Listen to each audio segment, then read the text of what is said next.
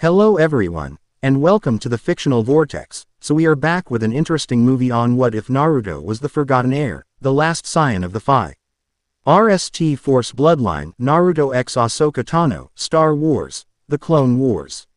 But before we start, I just want to remind you to please subscribe to my channel and hit the like button if you enjoy my content. Let's start the story. Chapter 1. The Forgotten Prophecy. Moonlight spilled through tattered clouds, casting silver patterns across Naruto's skin as he studied the strange markings that had appeared on his forearm. They weren't the familiar spiral seal containing the 9 tails, nor were they injury or battle scars.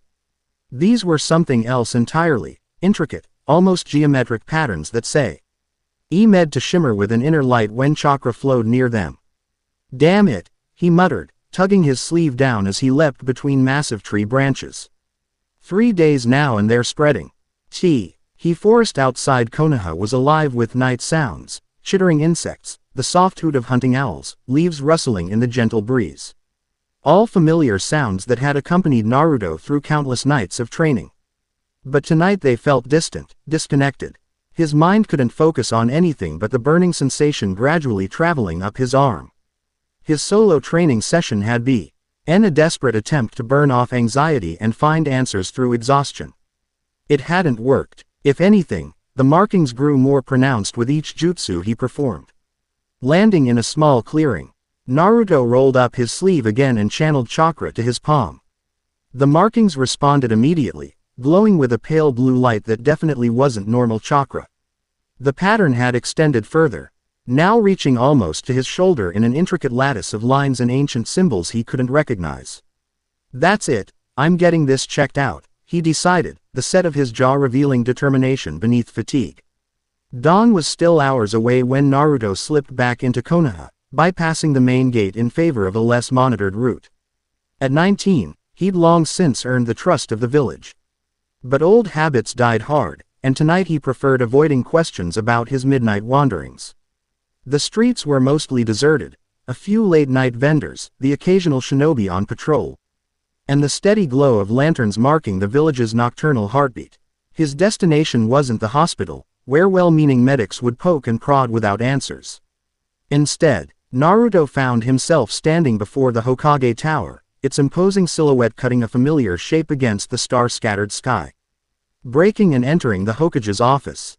"Just like old times," he murmured with a wry smile that didn't quite reach his eyes. Bypassing the Anbu guards required techniques he'd perfected years ago, not invisibility, but rather a subtle suggestion of belonging. His chakra signature muted to near imperceptibility, footsteps light as autumn leaves, he moved with such casual confidence that the guard's senses skimmed over his presence without registering anything amiss. Not a genjutsu, exactly, but something he'd developed from years of avoiding detection during pranks and later missions. Tsunade's office was locked but unoccupied, the Hokage herself likely passed out at her private residence after another day of administrative battles.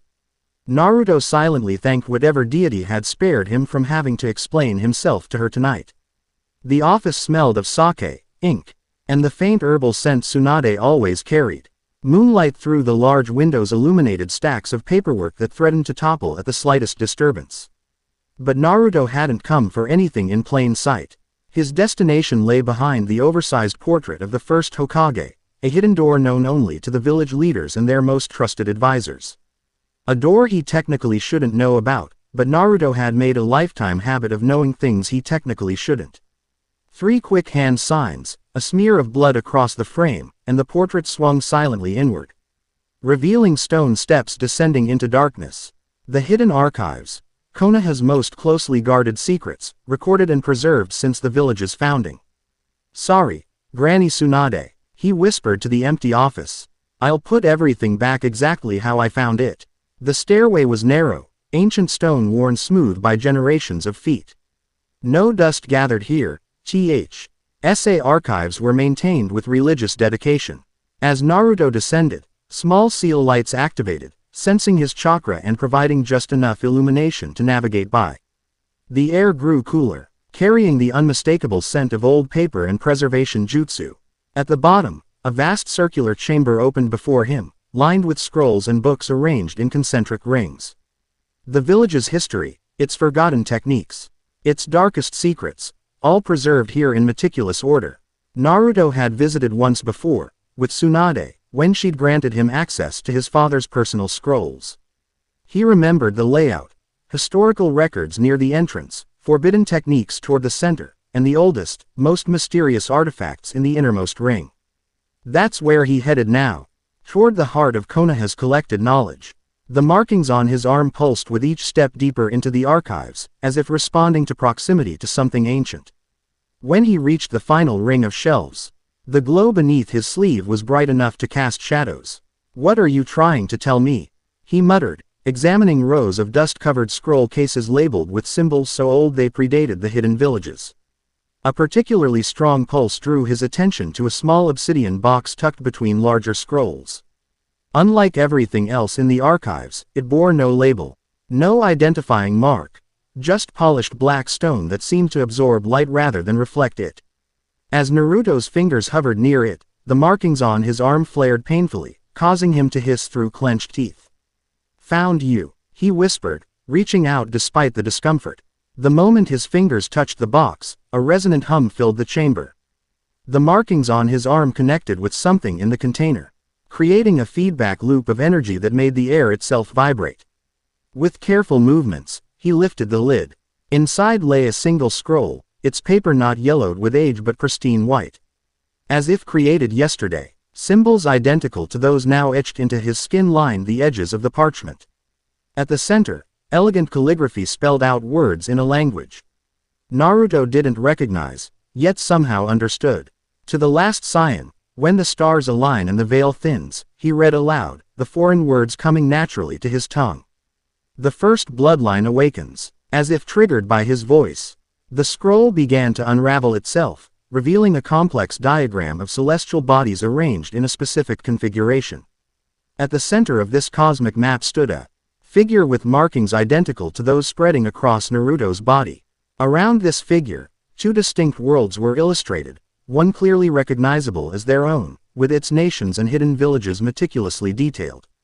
The other was entirely unfamiliar, strange planets and systems arranged around a galactic core. "What the hell?" Naruto breathed, completely absorbed in the revelation unfolding before him. So absorbed was he that he failed to notice the chakra signature approaching until a voice broke the silence. "I figured I'd find you here sooner or later." Naruto whirled, instinctively taking a defensive stance before recognizing the silver-haired figure leaning against a bookshelf. "Kakashi-sensei," he exhaled, relaxing slightly but not completely. "How long have you been standing there?"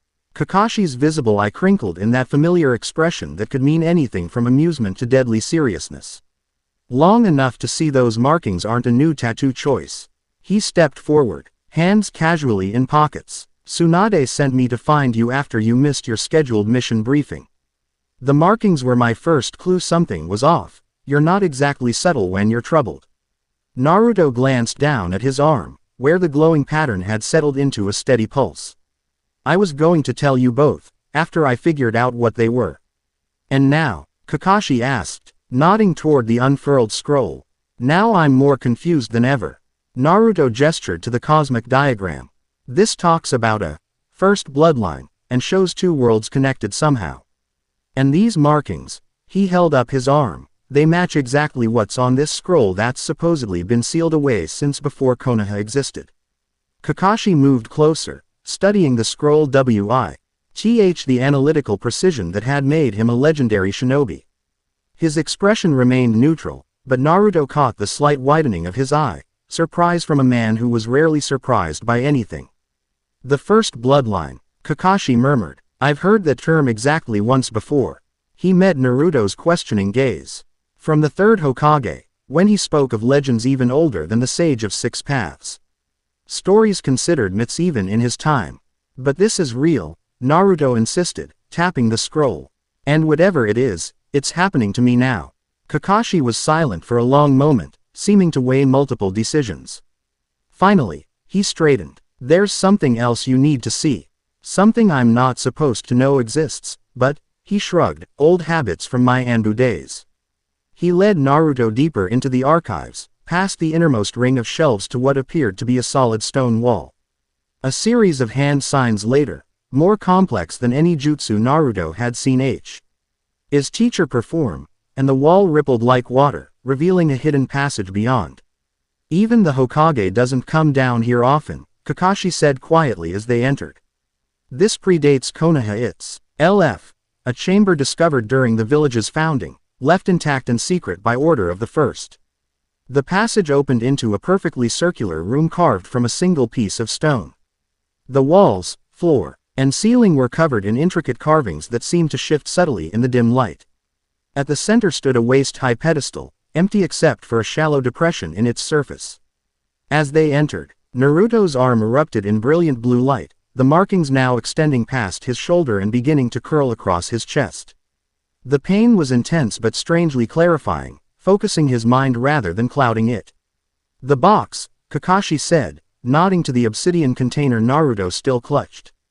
I think it belongs there. With careful steps, Naruto approached the pedestal. The moment he placed the box in the depression, the entire chamber came alive. Light flowed through the carvings on the walls, revealing them to be an enormous, complex seal array unlike anything either shinobi had ever encountered. The obsidian box began to sink into the pedestal, merging with the stone as if they were the same substance. Simultaneously, the scroll floated upward, unfurling completely to reveal its full contents, a prophecy written in that same ancient language Naruto somehow understood. When 9 tails and 9,000 stars align, the heir of 2 worlds shall cross the divide, Naruto translated. Voice echoing strangely in the activated chamber. The first force bloodline awakens in the last Scion, bridge between realms divided by time and space. Force? Kakashi questioned, the unfamiliar term standing out. Naruto shook his head, equally confused. That's what it says. The first force bloodline. The scroll continued to unfurl, revealing more of the cosmic diagram. The celestial bodies depicted began to move on the parchment, rearranging themselves into a specific alignment. With a jolt of recognition, Naruto realized it matched exactly the night sky as he had seen it during his training, the strange confluence of stars that had caught his attention just before the markings first appeared. Kakashi-sensei, he said slowly, I think this is happening now. Tonight. The chamber trembled slightly, stone dust falling from the ceiling as the seal array pulsed with increasing intensity. We should get Tsunade, Kakashi started, but his words were "see-you." Short as the markings on Naruto's body flared blindingly bright, now covering his entire torso and beginning to spread down his other arm. I don't think we have time, Naruto grunted through the pain. Inside him, he felt Kurama stirring, the 9 tails chakra responding to the activation of the ancient seal. Kit, the fox's voice rumbled in his mind, this power. I've felt it before, long ago, before I was separated from the 10 tails. What is it? Naruto asked aloud, causing Kakashi to look at him sharply. Something older than chakra itself, Kurama answered. The first force, they called it. Before chakra was divided from the greater power. The scroll was now completely unfurled, floating in the air above the pedestal. The 2 worlds depicted in the diagram began to overlap, creating a bridge between them. As they did, a beam of light shot from the scroll to Naruto's chest, connecting directly with the seal that contained the 9 tails. Pain exploded through every cell in his body. Naruto fell to his knees, feeling as if he were being unmade and remade simultaneously. Through vision blurred by agony, he saw Kakashi rushing toward him, only to be stopped by an invisible barrier that had formed around the pedestal. Naruto! Kakashi shouted, Sharingan exposed and spinning wildly as he analyzed the energies swirling around his former student. I'm okay, Naruto managed. Though it was clearly a lie. Something's happening. Kurama says, this is older than chakra. The first force. The chamber's seal array was now pulsing in perfect synchronization with Naruto's heartbeat. The stone itself seemed to be breathing, expanding and contracting around them. Above, through solid rock, Naruto could somehow see the night sky, the stars allig. Ned exactly as shown in the ancient diagram. The bridge is forming, he gasped, now understanding the prophecy with sudden clarity. I'm the last Scion, the heir of 2 worlds. What worlds? Kakashi demanded, hands pressed against the invisible barrier. Naruto, what's happening to you? But Naruto couldn't answer. The transformation had progressed beyond pain into something transcendent. The markings now covered his entire body, glowing with power that was neither chakra nor any energy he recognized. Knowledge poured into his mind, memories that weren't his, yet somehow were. Generatio. NS of ancestors he'd never known existed, carriers of a bloodline so ancient it predated the Sage of Six Paths. A bloodline that originated not in this world at all, but from somewhere far beyond the stars. I have to go, he realized suddenly, the words feeling right even as they terrified him. The prophecy. I need to cross over. Go where? Kakashi's voice seemed distant now, as if coming from across a great divide. Naruto looked up at his teacher, his friend, seeing the genuine fear in the normally impassive Jonin's face. I don't know exactly, but I'll come back, I promise. The chamber was vibrating violently now. Stones shifting as energies far beyond their designed containment strained the ancient seals. Above the pedestal, a tear appeared in the very fabric of reality, not a portal or doorway, but a literal splitting of dimensions. Through it, Naruto glimpsed unfamiliar stars and a vast galaxy spiraling in the darkness. It's time, Kit. Kurama's voice was unusually solemn. Your bloodline calls you home. But this is my home, Naruto protested, even as his body began to lift from the ground, drawn toward the dimensional rift. You have two homes now, the fox replied, as your ancestors did before the worlds were separated. The barrier around Naruto flared one final time, then shattered like glass. Kakashi lunged forward, catching Naruto's hand just as his body began to pass into the rift. Whatever's on the other side, Kakashi said fiercely, remember who you are. Remember Konoha. Find your way back to us. Naruto gripped his teacher's hand tightly, memorizing the feeling. I will. Tell everyone. Tell them I'm coming back. Their hands slipped apart as the force pulling Naruto intensified. The last thing he saw was Kakashi's face. Sharingan memorizing every detail of the phenomenon, before reality itself folded around him and Konoha disappeared in a flash of blinding light. The temple was ancient, its weathered stone. Nay pillars reaching toward twin moons that hung impossibly large in an alien sky. Located on a remote world far from the major hyperspace lanes, it had remained undisturbed for millennia, until today. Now, a lone figure moved carefully through its shadowed corridors, orange-skinned hand trailing along hieroglyphs that hadn't been touched by living beings in centuries. Ahsoka Tano's montrals tingled with awareness. Sensing subtle vibrations in the force that grew stronger the deeper she ventured into the temple. This mission was supposed to be straightforward reconnaissance, investigate rumors of unusual force phenomena and report back to the Jedi Council. No confrontations, no complications. Just the kind of low-risk assignment Anakin would approve for his Padawan to handle solo while he was occupied with Republic military affairs. But there was nothing usual about what Ahsoka was feeling. The force didn't just flow here, it resonated, pulsed, almost sang with anticipation of something imminent. Her lightsabers remained clipped to her belt, but her fingers hovered near them as instinct warned her of something. Not danger, exactly, but profound change approaching. Master Yoda sensed something significant. She reminded herself, voice barely a whisper in the cavernous space. That's why I'm here. The central chamber opened before her, a perfect dome carved from stone that wasn't native to this planet. Starlight filtered through a circular opening at the apex, illuminating a raised dais at the center. The entire room was covered in elaborate carvings, beings and symbols. Unlike any Ahsoka had studied in the Jedi archives. Most curious of all were the repeated images of what appeared to be two distinct galaxies, connected by a bridge of stars. This isn't any cosmology I recognize, she murmured, recording the chamber with her datapad for later analysis. As she aimed the device at the ceiling, a notification flashed. Atmospheric disturbance detected, energy readings spiking dramatically. Ahsoka's gaze snapped upward just as the starlight coming through the opening intensified. The air in the chamber became charged, crackling with energy that made her Leku twitch uncomfortably. The force surged around her in waves, nearly overwhelming her senses. Instinctively, she dropped into a defensive stance, lightsabers drawn but not yet ignited. Whatever was happening felt like no force ability she'd ever encountered, neither Jedi nor Sith. A sound like reality itself tearing open filled the chamber. The starlight through the ceiling aperture twisted, coalesced, and then exploded outward in a blinding flash.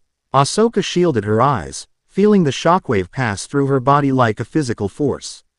When she looked again, a figure lay sprawled on the dais where nothing had been moments before.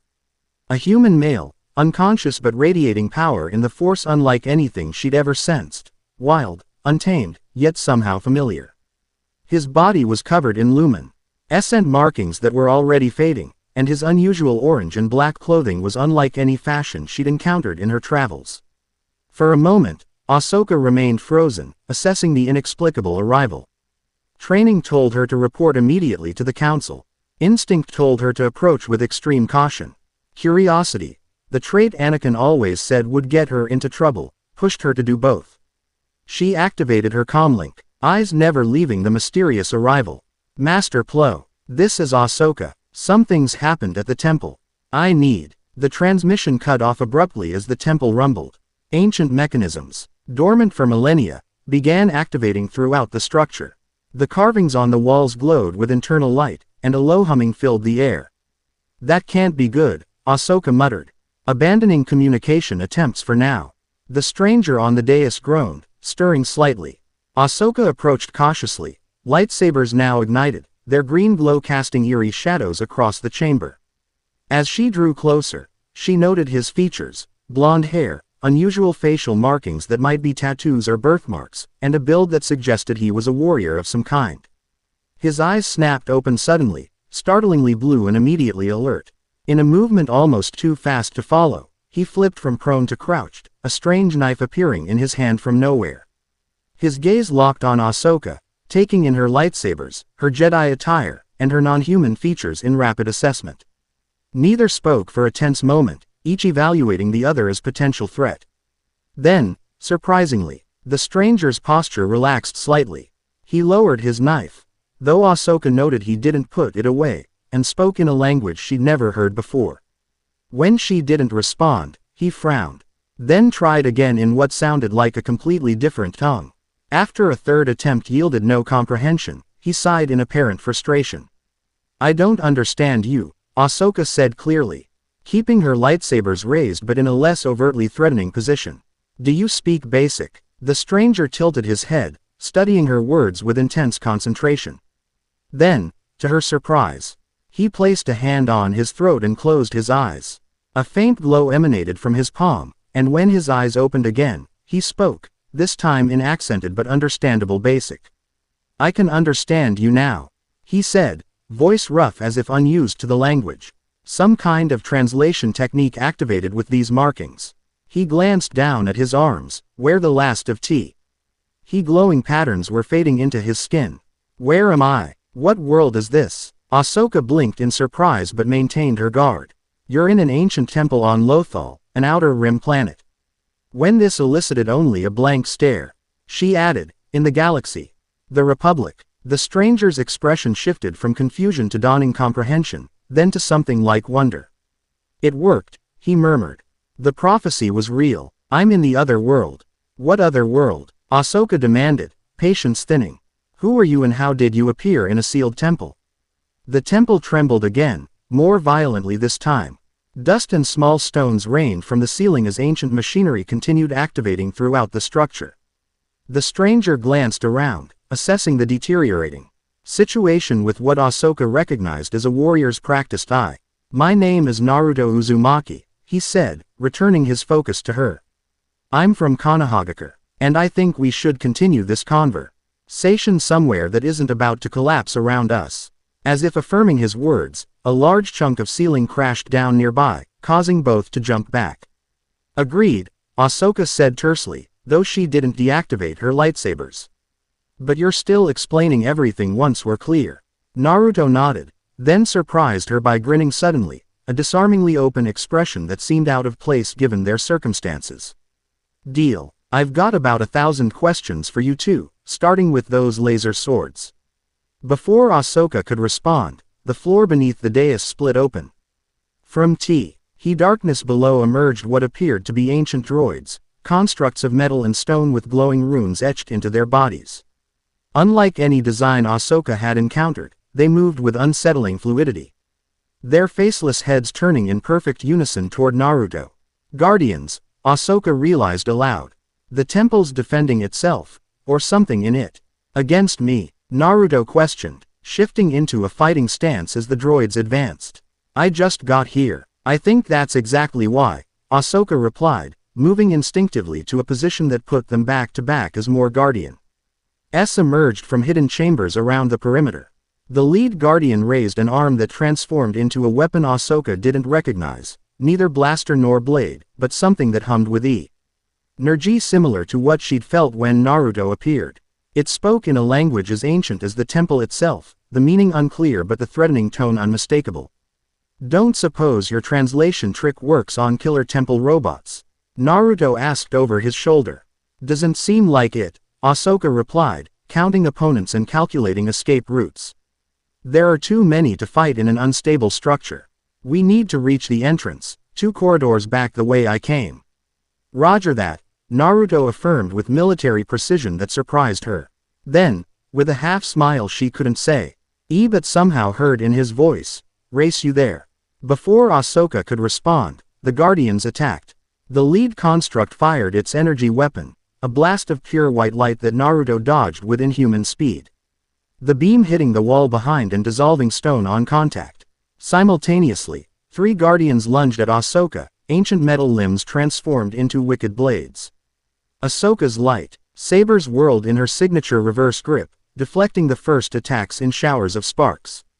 These weren't typical droids. Their metal wasn't sliced cleanly by her lightsabers but merely scored, requiring multiple strikes to sever components.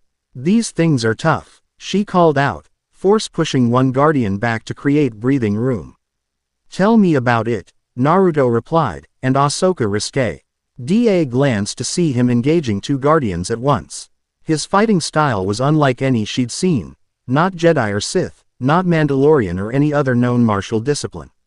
He moved with fluid grace punctuated by explosive bursts of speed, his strange knife leaving glowing marks wherever it connected with the ancient metal. Most surprisingly, he fought without apparent use of the Force, despite the power she sensed in him. Instead, he relied on physical abilities that seemed enhanced beyond normal human limitations. A Guardian lunged at Ahsoka from her blind spot, detected only by her Montral's spatial awareness. She spun, lightsaber raised to block, only to find the construct impaled on some kind of swirling energy held in Naruto's palm. The Guardian collapsed, its chest cavity shredded by whatever technique he'd employed. Thanks, she managed, genuinely impressed despite herself. Naruto nodded acknowledgement, then performed a series of rapid hand movements. To Ahsoka's astonishment, multiple copies of him appeared in puffs of smoke, not holograms or illusions, but seemingly solid duplicates that immediately engaged the remaining Guardians. What? She began, before combat demanded her full attention again. Fighting alongside Naruto felt strangely natural, their movements complementing each other as if they'd trained together for years. When Ahsoka force pushed Guardians away from the exit corridor, Naruto's duplicates were there to engage them. When Guardians attempted to flank Naruto, Ahsoka's lightsabers intercepted them. They battled their way toward the exit as He Temple continued to destabilize around them, ancient mechanisms overloading with energy. Reaching the corridor, Ahsoka used the Force to collapse the entrance behind them, buying precious seconds. The Guardians began breaking through the debris. Your copies, she panted as they sprinted down the corridor, are they solid? How is that possible without the Force? They're shadow clones, Naruto explained between breaths. And I don't know what this Force is, but I'm using chakra. Chakra, Ahsoka frowned, unfamiliar with the term in this context. No time to explain, Naruto replied. As they rounded a corner to find more Guardians emerging from the walls ahead. But I'll show you. He skidded to a stop, performing another series of hand movements too fast for Ahsoka to follow. The air around him swirled visibly, condensing into a sphere of rotating energy in his palm, similar to what he'd used earlier, but larger, more refined. With a shout, he thrust the sphere into the lead Guardian. Rasengan. The impact created a vortex of destructive energy that tore through the Guardian and continued into those behind it, clearing the path in spectacular fashion. The corridor walls cracked from the force of the technique, the entire temple groaning in protest. That wasn't the force, Ahsoka stated rather than asked, stunned by the display. Nope. Naruto grinned despite the situation. Pure chakra manipulation. Quote. They continued running, the exit now visible ahead, a shaft of daylight cutting through the ancient gloom. Behind them, the sounds of pursuit grew closer as or guardians converged on their position. Almost there, Ahsoka called, seeing the temple entrance just ahead. A final guardian, larger than the others, dropped from the ceiling directly in their path. Unlike its counterparts, this one had a distinctly humanoid face carved from stone, its eyes glowing with the same energy that had heralded Naruto's arrival. It spoke, and this time, Naruto froze. You understood that? Ahsoka asked, noting his reaction. Yeah, he nodded, expression grim. It said, the Scion must not leave. The worlds must remain separate. The Guardian attacked with shocking speed for its size. Stone fists crashing down where they had stood moments before. Ahsoka rolled left while Naruto flipped right, both coming up in fighting stances. Any idea what it's talking about? Ahsoka called, deflecting a strike that sent vibrations painfully up her arms even through her lightsabers. Some, Naruto admitted, creating more shadow clones that the Guardian dispatched with brutal efficiency. There's a prophecy about the last Scion, bridging two worlds. Apparently, that's me, and apparently, this thing doesn't approve. Wonderful, Ahsoka muttered, using the force to hurl debris at the Guardian. Just once, I'd like a prophecy that doesn't try to kill us. Naruto barked a surprised laugh at that. You deal with a lot of homicidal prophecies in your line of work. You'd be surprised, Ahsoka replied, a half-smile forming despite the danger. The Guardian, unaffected by their banter, raised both arms. The runes covering its body glowed brighter, and temple's very stones began to shift around them, the exit slowly closing as walls moved to seal it. No, Ahsoka shouted, reaching out with the force to try countering the Guardian's control over the temple. It was like pushing against a mountain, possible through the force, but requiring more strength than she could muster alone. We need to take it down fast, Naruto said, eyeing the narrowing exit. He paused, seeming to debate something internally, then nodded to himself. I need a distraction. Can you keep its attention for 10 seconds? Ahsoka met his gaze, making a split-second assessment. Despite having just met under the strangest circumstances imaginable, something told her to trust him. She nodded sharply. 10 seconds, starting now. She launched herself at the Guardian in a flurry of attacks, lightsabers striking from multiple angles in such rapid succession that the construct was forced to focus entirely on defense. Behind her, she sensed Naruto doing something. Energy gathered around him in quantities that would have been alarming if they weren't in such dire straits. Whatever you're doing, she called, narrowly avoiding a counterattack that cracked the stone floor, do it faster. 3 more seconds, Naruto replied, his voice strained with concentration. The Guardian seemed to sense the building threat. It roared, the sound shaking dust from the already unstable ceiling, and slammed both fists into the ground. The shockwave threw Ahsoka backwards, sending her tumbling across the floor. She looked up to see the Guardian looming over her, stone fist raised for a killing blow, and then Naruto was there, standing between them with something clutched in his hand that glowed so brightly it hurt to look at directly. Get down, he shouted, and Ahsoka didn't hesitate, rolling away and covering her head. The sound that followed was like nothing she'd ever heard, a high-pitched whine that rose to a screech before culminating in an explosion that she felt in her bones. When she looked up, the Guardian was simply gone. In its place was a perfectly circular hole blown through not just the construct, but the floor beneath it and several layers of temple foundation. Naruto stood at the edge of this destruction, breathing heavily, his right arm smoking slightly. The markings had reappeared on his skin, glowing faintly before once again fading. What was that? Ahsoka asked, accepting his offered hand to help her up. Rasenshuriken, he answered, wincing slightly as he flexed his arm. New technique. Still working out the kinks. The temple gave an ominous groan, the entire structure now shaking continuously. The exit was still open, though narrower than before. Questions later, Ahsoka decided, pulling him toward the exit. Running now. They sprinted the final distance, diving through the narrowing gap just as massive stone blocks crashed down behind them. They tumbled down the temple steps together, coming to rest on Mo's ground as the entire ancient structure began collapsing in on itself. For several minutes, they simply lay there, catching their breath as dust clouds billowed from the imploding temple. The twin moons of Lothal shone overhead, casting everything in silver-blue light. Finally, Naruto propped himself up on one elbow, regarding Ahsoka with curious blue eyes. "So," he said conversationally, "as if they hadn't just escaped death by Ancient Guardian, you never told me your name." Despite everything, the mission gone sideways, the impossible arrival of a human with powers she couldn't explain, the destruction of a priceless archaeological site, Ahsoka found herself laughing. It was either that or scream in frustration. "Ahsoka," she said when the laughter subsided. "Ahsoka Tano. I'm a Jedi Padawan." "No idea what that means," Naruto admitted cheerfully, "but it's nice to meet you, Ahsoka Tano. I think I'm going to need your help figuring out this world." His expression grew more serious. "And I think you might need mine to understand what just happened back there." Ahsoka sat up fully, assessing the blonde-haired stranger who had literally appeared from another dimension if his claims were to be believed.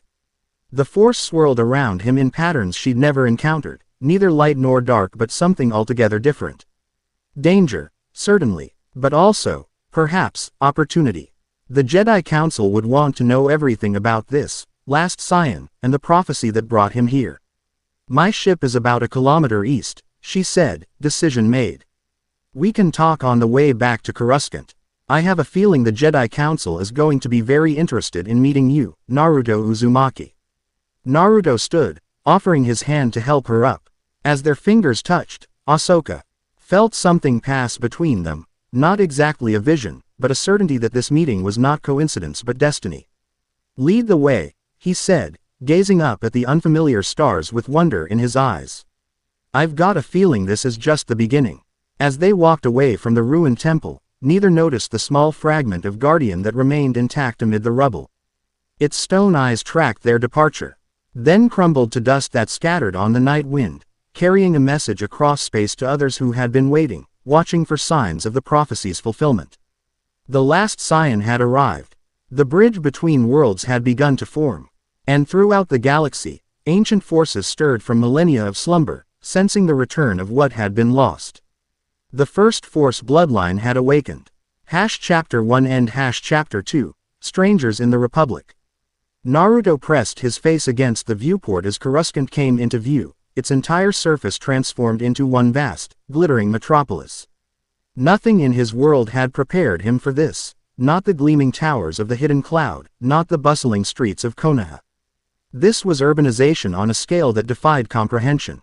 "That's a city," he managed, voice barely above a whisper. "The whole planet." Ahsoka smiled at his reaction as she guided the ship into the orbital traffic pattern. "Coruscant, capital of the Republic. 1 trillion beings call it home." "Trillion," Naruto repeated, testing the unfamiliar scale. "The 5 great nations combined wouldn't have a fraction of that." The ship descended through layers of traffic so dense it resembled rivers of light flowing between towers that reached toward the stars. Vehicles of every imaginable design moved in organized chaos, some automated, others piloted by species Naruto couldn't begin to identify. The Jedi Temple, Ahsoka announced as a massive 5-spurred structure came into view, rising above the surrounding cityscape like a mountain amid hills. Naruto studied it with the tactical assessment of a shinobi. Defensible position, multiple escape routes, good visibility in all directions. He glanced at Ahsoka. "Your people value security. The Jedi are peacekeepers, not soldiers," she corrected, though recent years had blurred that distinction. "But yes, the temple was designed with protection in mind. It's over 4,000 years old." As they approached the temple landing platform, Naruto shifted uncomfortably in his seat. The markings had vanished completely from his skin, but he could still feel them beneath the surface, dormant but present. More concerning was Kurama's unusual silence since their arrival in this galaxy. The Nine Tails typically offered sardonic commentary during new experiences, but now remained withdrawn deep within Naruto's consciousness. Ahsoka noticed his discomfort. Second thoughts. Just wondering what I'm walking into, Naruto admitted. I've had mixed experiences with councils and authority figures. That earned him a knowing smile. You and my master would get along well, then. He has opinions about the council. Your master. The one you mentioned during our flight. Anakin Skywalker. Ahsoka confirmed as she executed the landing sequence. He's a great Jedi, if not always the most conventional one. The ship settled onto the platform with barely a tremor. Through the viewport, Naruto saw several robed figures waiting, some human, others distinctly not. The diversity of forms struck him immediately. Konoha had its share of clans with unique characteristics. But nothing approaching the variety of species gathered to meet them. Ready? Ahsoka asked, standing and checking her lightsabers. Naruto adjusted his headband and equipment pouches, IAR routines that felt strangely out of place in this alien environment. As I'll ever be. The ship's ramp lowered with a soft hydraulic hiss, admitting the warm, recycled air of Coruscant. Ahsoka led the way, Naruto following a half-step behind, conscious of the evaluating gazes fixed upon him. 3 Jedi stood at the forefront of the welcoming committee. The tallest was human, with shaggy brow, hair and an intense gaze that immediately locked onto Naruto with poorly concealed suspicion. Beside him stood a diminutive green being with large ears and ancient eyes that seemed to see through surface appearances.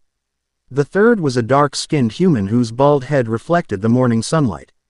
Masters, Ahsoka greeted with a slight bow. This is Naruto Uzumaki. The situation I reported from Lothal. The green being stepped forward, leaning on a gnarled walking stick. Expected your arrival, we have felt a disturbance in the Force, unlike any before. Naruto bowed respectfully, a gesture familiar across cultural divides. Thank you for receiving me. I'm still figuring out how I got here, or why. Master Yoda, Ahsoka introduced, Grand Master of the Jedi Order. Master Windu, she indicated the bald man. And my master, Anakin Skywalker. Anakin stepped forward, towering over his Padawan. Ahsoka's report mentioned you appeared in a flash of light inside a sealed temple. Demonstrating abilities similar to Force techniques but claiming no knowledge of the Force itself. His tone wasn't hostile, exactly, but carried clear skepticism. That's quite a story, Anakin, Windu cautioned, then addressed Naruto directly. Your arrival coincides with significant Force disturbances throughout the galaxy. The Council would like to understand how you're connected to these events. I'd like to understand that too, Naruto replied honestly. Where I come from, we use chakra, not this Force you keep mentioning. But according to an ancient prophecy I found, there's some connection between our worlds that involves my bloodline. Bloodline, Yoda repeated, eyes narrowing thoughtfully. Strong in the Force, your bloodline is. Not exactly, Naruto said, struggling to explain concepts deeply familiar to him but foreign here. In my world, bloodlines, Kekkei Genkai, can carry special abilities. But this is different. The prophecy called it the first Force bloodline. Like it existed before both chakra and your Force were separate things. Anakin exchanged glances with Windu. Sounds convenient. Master, Ahsoka interjected, I witnessed his abilities firsthand. They're neither Jedi nor Sith techniques, but equally powerful. The Temple Guardian specifically targeted him as the Scion, mentioned in ancient texts. Discuss this further inside, we should, Yoda decided, gesturing toward the temple entrance. Many ears, the landing platform has. As they walked, Naruto absorbed the grandeur of the Jedi Temple. Massive columns supported ceilings that soared overhead, while ancient statues of hooded figures stood silent watch along their path. Jedi of various species moved purposefully through the halls, many pausing to observe the unusual visitor with curious glances. Your home is impressive, Naruto offered, trying to bridge the silence that had fallen over the group. The temple has stood for millennia, Windu replied. It was built upon an ancient vergence in the Force. Vergence, a nexus where the Force concentrates naturally, Ahsoka explained. Places of power, Naruto nodded. We have similar locations, where natural chakra gathers more densely. Sage training happens at such places. That caught Yoda's attention. Sage, you say, know of this training, do you? I completed sage training at Mount Myoboku, Naruto confirmed. It allows me to gather natural energy and combine it with my own chakra. Interesting, Windu murmured. There are legends of ancient Force users called sages, though such practices have been lost to the Jedi for millennia. They arrived at a circular chamber with windows overlooking the cityscape. 12 chairs arranged in a circle occupied the room, though only a few were filled with D masters attending via hologram, blue-tinged figures that flickered occasionally as they observed the proceedings. The High Council chamber, Ahsoka whispered to Naruto. This is unusual. They don't typically bring visitors here for initial meetings. Naruto understood the implied significance. This wasn't standard protocol. His arrival had disrupted normal operations. That could be good or bad, depending on how the next few minutes unfolded. Yoda took his seat while Windu and Anakin remained standing. Ahsoka stepped back respectfully, though she remained close enough to intervene if necessary. Naruto stood at the center of the circle, acutely aware of being surrounded by powerful individuals assessing his every move. Naruto Uzumaki, Windu began formally. Padawan Tano's report indicates you claim to be from another world, not merely another planet, but another dimension entirely. You've demonstrated abilities similar to Force techniques but insist they are something called chakra. Furthermore, you believe your arrival is connected to an ancient prophecy about a first Force bloodline. Is this summary accurate? Yes, Naruto confirmed simply. No point elaborating until he understood what they were really asking. A serene Jedi Master with an elongated cranium spoke from his seat. These claims are extraordinary. What evidence can you provide? Naruto considered the question carefully. In his experience, demonstrations were more convincing than explanations. With your permission, I can show you techniques that aren't possible through your Force, at least base. On what Ahsoka has explained to me during our journey. Yoda nodded. Proceed. You may. Harm. Do not intend. Of course not, Naruto agreed, stepping back to create space. He formed a familiar hand sign. First, Shadow Clone Jutsu. With a series of small explosions and puffs of smoke, 5 perfect copies of Naruto appeared throughout the chamber. Unlike Force illusions, these were solid, independently moving beings. One clone approached Master Windu and extended a hand.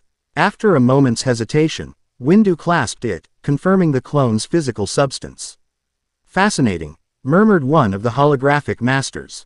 Not holograms or Force projections. They're real bodies, Naruto explained, dispelling the clones with a gesture. Each has its own consciousness, identical to mine at the moment of creation.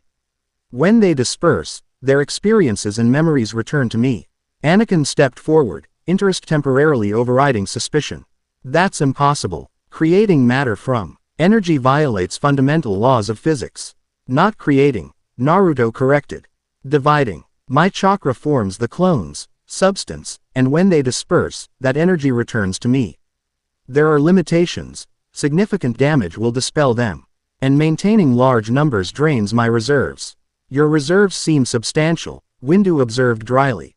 Naruto grinned. You have no idea. Inside him, He felt Kurama stir slightly at the boast, though the fox remained unusually subdued. Another demonstration, Yoda requested. Naruto nodded, then held out his right hand. Chakra began swirling visibly above his palm, condensing into a perfect sphere of rotating energy. This is Rasengan, a pure chakra manipulation technique. The Jedi leaned forward, clearly sensing something through their Force perception. The sphere cast blue-white light across their faces as it spun, creating a distinctive high-pitched whine. It's not elemental energy, Anakin noted with professional interest. Not plasma or electrical, it's something else entirely. Pure chakra, Naruto confirmed, allowing the technique to dissipate. In my world, we combine physical and spiritual energies to create chakra, then shape it through precise control. Some techniques use elemental affinities, fire, water, earth, wind, lightning, while others, like Rasengan, use raw chakra itself. Skilled, you are, Yoda acknowledged. But connection to the Force prophecy, explain you must. Naruto's expression grew more serious. The markings that appeared on my body, they matched ancient symbols in a hidden chamber beneath my village. According to scrolls one found there, my bloodline originates from a time before chakra and the Force were separate energies. The prophecy called it the First Force, and named me, the last Scion, the final descendant who would bridge the worlds again. Coincidentally right when the galaxy is embroiled in war, Anakin pointed out. Seems suspicious. War? Naruto asked, genuinely surprised. What war? The Jedi exchanged glances before Windu answered. The Republic is engaged in a galaxy-wide conflict with separatist forces. The Jedi have been drawn into this war as generals leading the Grand Army of the Republic. Not by choice, Ahsoka added quietly. Naruto absorbed this information, pieces clicking into place. That explains the military presence I saw during our approach. And why you're all so suspicious of me. Can you blame us? Anakin challenged. An unknown individual with incredible power appears out of nowhere, claiming to fulfill some convenient prophecy about ancient bloodlines. Meanwhile, my Padawan reports Temple Guardians specifically tried to prevent your departure. That suggests they had good reason to keep you contained. Anakin, Ahsoka protested, but Naruto raised a hand. He's right to be suspicious, Naruto acknowledged. In his position, I would be too. But I didn't choose to come here. The prophecy activated when specific stellar alignments occurred. I'm as confused as you are about why now, and what I'm supposed to do here. The Force works in mysterious ways, one of the holographic masters offered, earning a barely suppressed eye roll from Anakin. What we need, Windu decided, is more information. The Jedi archives may contain references to this First Force concept or similar prophecies. Assign someone to research this matter. We should, Yoda agreed. And study our visitor's abilities more closely. A Mirielon Jedi who had been observing silently from the chamber entrance stepped forward at Windu's gesture. Masters, if I may, my studies of ancient Force philosophies might prove useful in this investigation. Padawan Afi, Windu acknowledged. Your assistance would be welcome. Naruto studied the newcomer with interest. Her olive skin was marked with geometric tattoos across the bridge of her nose and chin. Cultural markings, he guessed, though they reminded him somewhat of the Inuzuka clan's facial markings. Her expression was serious, scholarly, but her eyes revealed genuine curiosity as she assessed him in return. Barriss Afi, she introduced herself with a formal bow. I've specialized in researching Force traditions predating the Republic. If your bloodline truly connects to ancient Force practices, I may be able to help identify relevant texts. I appreciate that, Naruto replied sincerely. Yoda tapped his Geimer stick decisively. Settled, it is. Padawan Afi will investigate historical records. Masters Kenobi and Plo Koon will examine the Lothal Temple site when they return from their current assignments. Until clearer understanding we have, our guest will remain in the temple under supervision. Under guard, you mean, Naruto translated, though without rancor. A precaution only, Windu assured him. Given the unusual circumstances, Anakin stepped forward. I volunteer to oversee the visitor's accommodation. The offer surprised everyone, Ahsoka most visibly. Master, I'd like to understand these chakra techniques better, Anakin explained smoothly. Strategic advantage if we encounter similar abilities in the field. Naruto caught the underlying motive immediately. Anakin didn't trust him near his Padawan and wanted to maintain direct observation. Fair enough. Agree, the council does, Yoda nodded. Quarters in the visitor's wing, prepare for him. Tomorrow, more discussions we will have. Rest, everyone should. With that, the meeting concluded. The holographic masters winked out of existence, while the physically present Jedi dispersed to their various duties. Only Anakin, Ahsoka, Barriss, and Naruto remained, along with Yoda who was departing at a deliberately unhurried pace. I'll show you to the visitor quarters, Anakin said to Naruto. His tone professional if not warm. Actually, Barriss interjected, I was hoping to begin preliminary interviews about his world's energy systems. The sooner we establish baseline comparisons between chakra and the Force, the better. Anakin frowned slightly. That can wait until. I think it's a great idea, Ahsoka interrupted, earning a sharp look from her master. Naruto's been traveling for hours. A conversation in the temple gardens would be more welcoming than immediately confining him to quarters. The subtle power struggle wasn't lost on Naruto, who remained tactfully silent. Anakin clearly wanted to isolate the potential threat, while Ahsoka and Barriss preferred integration and research. Fine, Anakin conceded after a moment. The gardens, Then the archives, then quarters. I have a meeting with the Chancellor anyway. He fixed Naruto with a level stare. We'll continue our discussion later. Looking forward to it, Naruto replied with genuine politeness that seemed to catch Anakin off guard. As Anakin departed, Ahsoka visibly relaxed. Sorry about that. My master is protective. Understandably, Naruto acknowledged. I'd be suspicious too if a street ranger with unknown powers showed up near people I care about. Barriss led them toward an arched doorway. The room of 1,000 fountains should provide a suitable environment for our discussion. It's designed for meditation and often helps Force sensitives focus their energies. The chamber they entered moments later took Naruto's breath away. An entire ecosystem existed within the temple, towering trees, flowing streams, cascading waterfalls, and lush vegetation from 100 worlds, all thriving beneath an artificial sky that perfectly mimicked natural sunlight. The air was fresh and humid, carrying the sense of soil and growing things. This is incredible, Naruto breathed, instinctively extending his senses. Natural energy flowed abundantly here, different from Mount Myoboku Bu. Chi recognizable to his sage-trained perception. You built an entire forest inside your temple. Many Jedi find natural environments conducive to connecting with the Force, Barriss explained, leading them along a stone path that wound between streams and meditation alcoves. The plants here come from across the galaxy, each with its own Force signature. They settled in a secluded grotto beside a small waterfall. The sound of falling water provided privacy from other Jedi meditating throughout the vast chamber. Now, Barriss began, activating a small recording device. I'd like to shish some baseline comparisons between your chakra system and our understanding of the Force. First, how do you perceive and access this energy? Naruto considered how to explain concepts so fundamental to his world they were taught to academy students.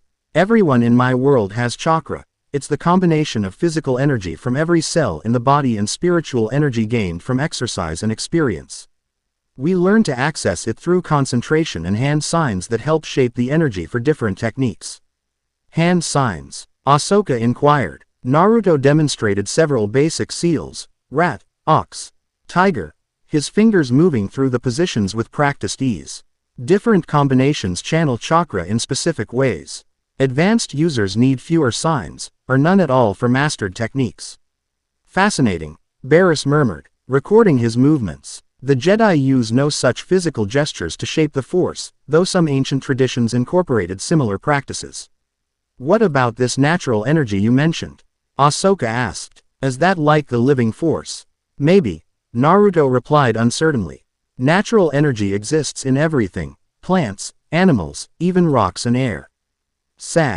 Practitioners learn to draw it into themselves and combine it with their own chakra, enhancing their abilities. But it's dangerous. Gather too much without proper control, and you turn to stone.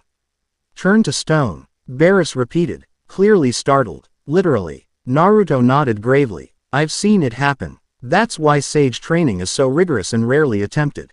The Force has no such dramatic consequences for improper use. Barriss noted, though dark side corruption manifests physically over time.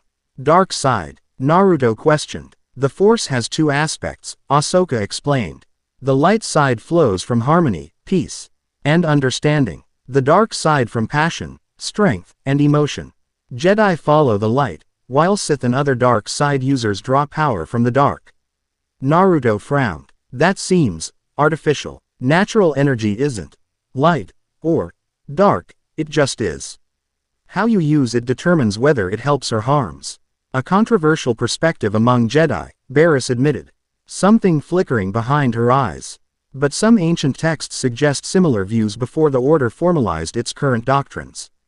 Their discussion continued for hours, comparing techniques, philosophical approaches, and energy manipulation methods. Naruto described the chakra network, tenketsu points, and how different elemental affinities manifested.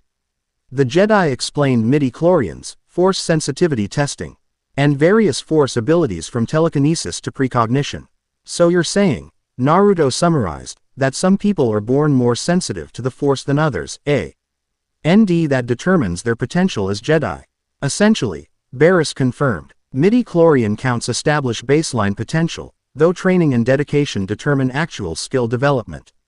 That's different from my world. Naruto mused. Anyone can learn to use chakra with proper training, though some have natural advantages from bloodlines or greater reserves. Like your bloodline, Ahsoka pointed out. This first force connection. Naruto nodded slowly. According to the prophecy, my ancestors could manipulate both chakra and the force, or whatever unified energy existed before they separated. That's why the temple guardians called me the Scion. I'm supposedly the last descendant of that bloodline. And the first to cross between worlds in how long? Barris asked. The texts weren't clear, but they suggested thousands of years at minimum, Naruto replied. Long enough that the connection was forgotten in both worlds, becoming myth even in ancient records. A chime sounded from Barris's communicator. She checked it with a slight frown. The council has requested your presence in the medical wing, Naruto. They wish to conduct some basic physiological examination. NS to better understand your energy system. More tests. Naruto sighed, standing. Fine, but I draw the line at too many needles. I had enough of those growing up. Ahsoka led the way, navigating the temple's labyrinthine corridors with practiced ease. The medical droids are very efficient. It shouldn't take long. Droids, Naruto repeated, still adjusting to the concept. Machines that think like people. We have nothing like that at home. No advanced technology at all. Barris asked with scholarly interest. Nothing beyond basic mechanics and some electronics. No spaceships, no droids, no. He gestured vaguely. Whatever powers all this. Our development focused on chakra applications instead of technology. They arrived at the medical wing, a sterile, white-walled facility. Staffed by both Jedi healers and medical droids. A tall, imposing droid approached, its photoreceptors scanning Naruto with detached efficiency.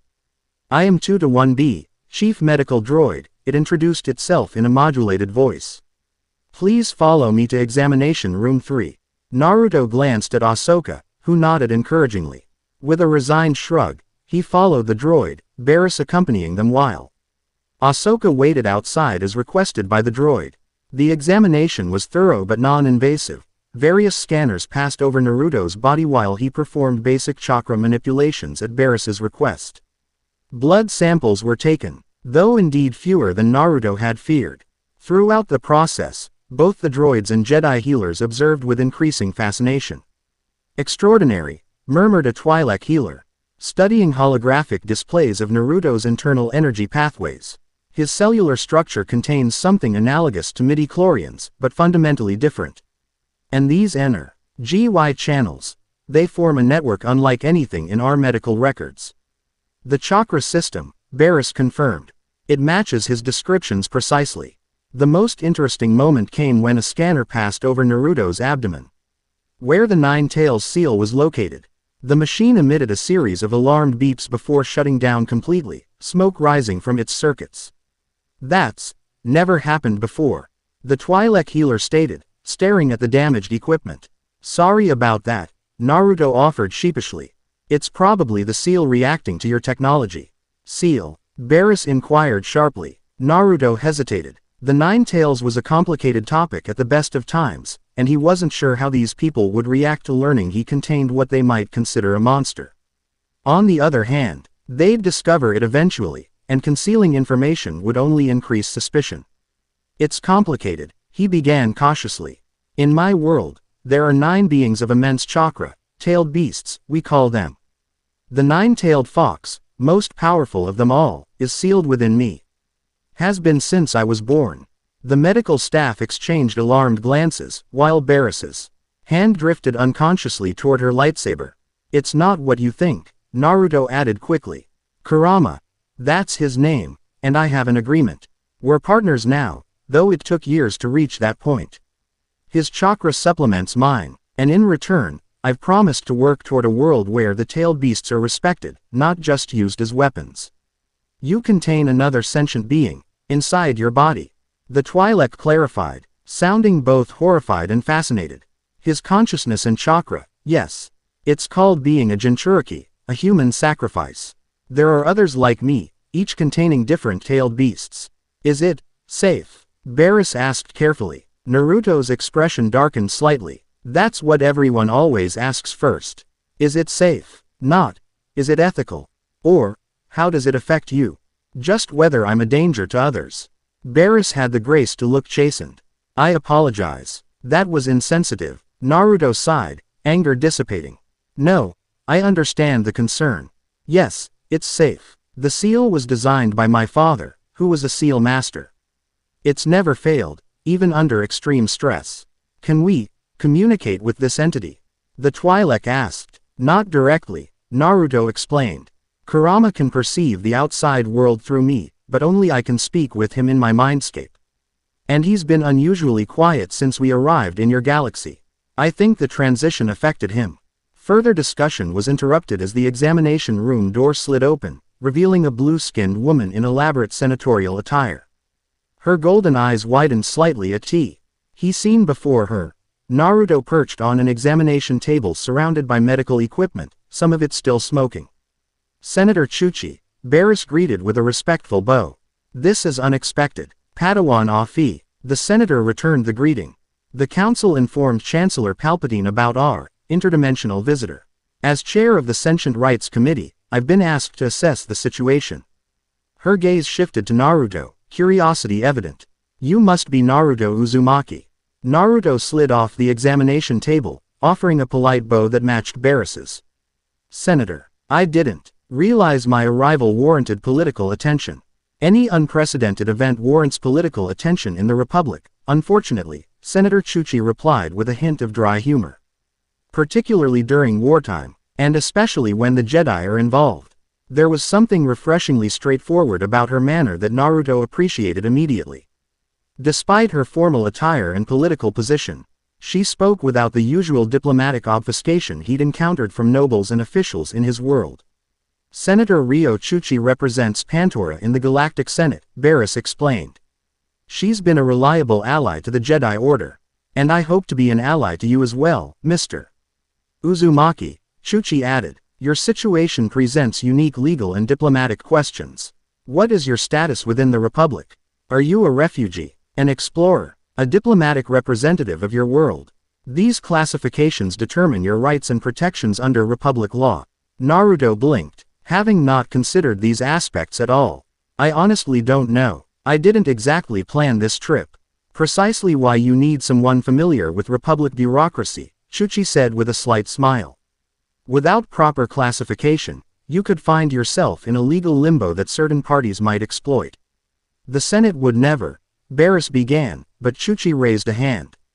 The Senate as a body respects rights and laws. She conceded. Individual senators, however, may see strategic value in someone with Mr. Uzumaki's unique abilities, particularly given the current conflict. Quote, you think they'd try to use me as a weapon, Naruto stated rather than asked. It wasn't a new concept. Jinchuriki were viewed similarly in his world. Some would certainly try, Chuchi confirmed unapologetically. Which is why establishing your legal status quickly is essential. The medical droid interrupted, its mechanical voice somehow managing to convey impatience. The examination is incomplete. We have several more tests scheduled. They can wait, came a new voice from the doorway. Anakin Skywalker stood there, arms crossed, expression unreadable. The Chancellor has requested to meet our visitor personally. Surprise flickered across Senator Chuchi's face. That's unusual. The Chancellor rarely involves himself directly in individual cases. These are unusual circumstances, Anakin replied simply. His transport is waiting at the temple landing pad. Naruto sensed the subtle tensions immediately. Anakin's proprietary attitude, Chuchi's political concern, Barriss's show. Larly reluctance to see her subject whisked away. Interesting dynamics that revealed much about the power structures in this world. I'd be happy to meet your Chancellor, Naruto said, deliberately projecting cooperative openness. But perhaps Senator Chuchi should accompany us. If there are legal questions about my status, having an expert present seems wise. A flicker of annoyance crossed Anakin's features, quickly masked. The Chancellor specifically requested a private meeting. I understand, Chuchi said smoothly, but as chair of the Sentient Rights Committee, I have oversight responsibility in these matters. The Jedi Council has already agreed to my involvement. Something unspoken passed between the Senator and Jedi Knight, a subtle power negotiation that Naruto recognized watching Tsunade deal with the Konoha Council. Eventually, Anakin nodded curtly. Fine, but we shouldn't keep the Chancellor waiting. As they left the medical wing, Ahsoka fell into step beside Naruto. The Chancellor requesting a personal meeting is significant, she whispered. He's the most powerful political figure in the Republic. And your master seems to respect him, Naruto observed quietly. They have a close relationship, Ahsoka confirmed. The Chancellor has been a mentor to Anakin since he was young. Interesting, Naruto thought. Personal connections to political leaders. Often complicated professional obligations, something he'd witnessed firsthand with Tsunade and the Konoha elders. The temple's massive main hall bustled with activity as they crossed toward the entrance. Jedi of all ages moved purposefully through the space, masters deep in discussion, Padawans hurrying to classes, younglings practicing basic forms under a teacher's watchful eye. It reminded Naruto somewhat of Konoha's Ninja Academy, though with a more solemn, contemplative atmosphere. Your people start training young, he noted to Ahsoka. Most Jedi come to the temple as infants, she explained. Force-sensitive children are identified early and brought here for training. Separated from their families, Naruto asked, surprised. It's considered necessary, Barris said, joining the conversation. Attachment is forbidden for Jedi. Family bonds can lead to emotional connections that compromise our dedication to the order. Naruto frowned. That seems extreme. In my world, family bonds, whether blood or chosen, make shinobi stronger, not weaker. They give us something to protect. A fundamental philosophical difference, Senator Chuchi observed. One of many between your cultures, I imagine. Their discussion ended as they reached the temple entrance, where an elegant diplomatic shuttle waited. Unlike the military vessels Naruto had observed earlier, this craft featured sleek lines and polished surfaces that spoke of luxury and status. The Chancellor's personal transport, Anakin explained with evident pride. One of the most secure vehicles in the Republic. As they boarded, Naruto noted the red-robed guards stationed at the entrance, silent, faceless figures whose force presence felt strangely muted, as if deliberately suppressed. Their ceremonial appearance belied a lethal readiness that his shinobi senses detected immediately. The shuttle's interior was appointed with rich materials and comfortable seating. As they settled in for the short journey to the Senate building, Naruto found himself studying the Coruscant skyline through the viewport. The sheer scale of the city planet continued to astonish him, endless layers of urban development stretching to every horizon. Traffic moving in three-dimensional patterns that would have been impossible in his world. Overwhelming, isn't it? Senator Chuchi commented, noticing his fascination. I felt the same when I first arrived from Pantora. You never quite get used to the immensity of it. In my world, the largest hidden village might have 50,000 people, Naruto replied. This is millions, billions, 1 trillion on Coruscant alone, Chuchi confirmed. The Republic encompasses thousands of worlds with quadrillions of citizens total. Numbers beyond comprehension. Naruto tried to imagine what Shikamaru would say faced with such scale. Probably troublesome, before calculating exactly how many shogi boards that would fill. The thought of his friends sent an unexpected pang through him. Were they looking for him? Had Kakashi explained what happened? Time passed differently between dimensions, Kurama had suggested during their journey. What felt like days here might be minutes or years back home. They're fine, Kit, came Kurama's voice suddenly, startling Naruto after the fox's prolonged silence. Focus on understanding this world first.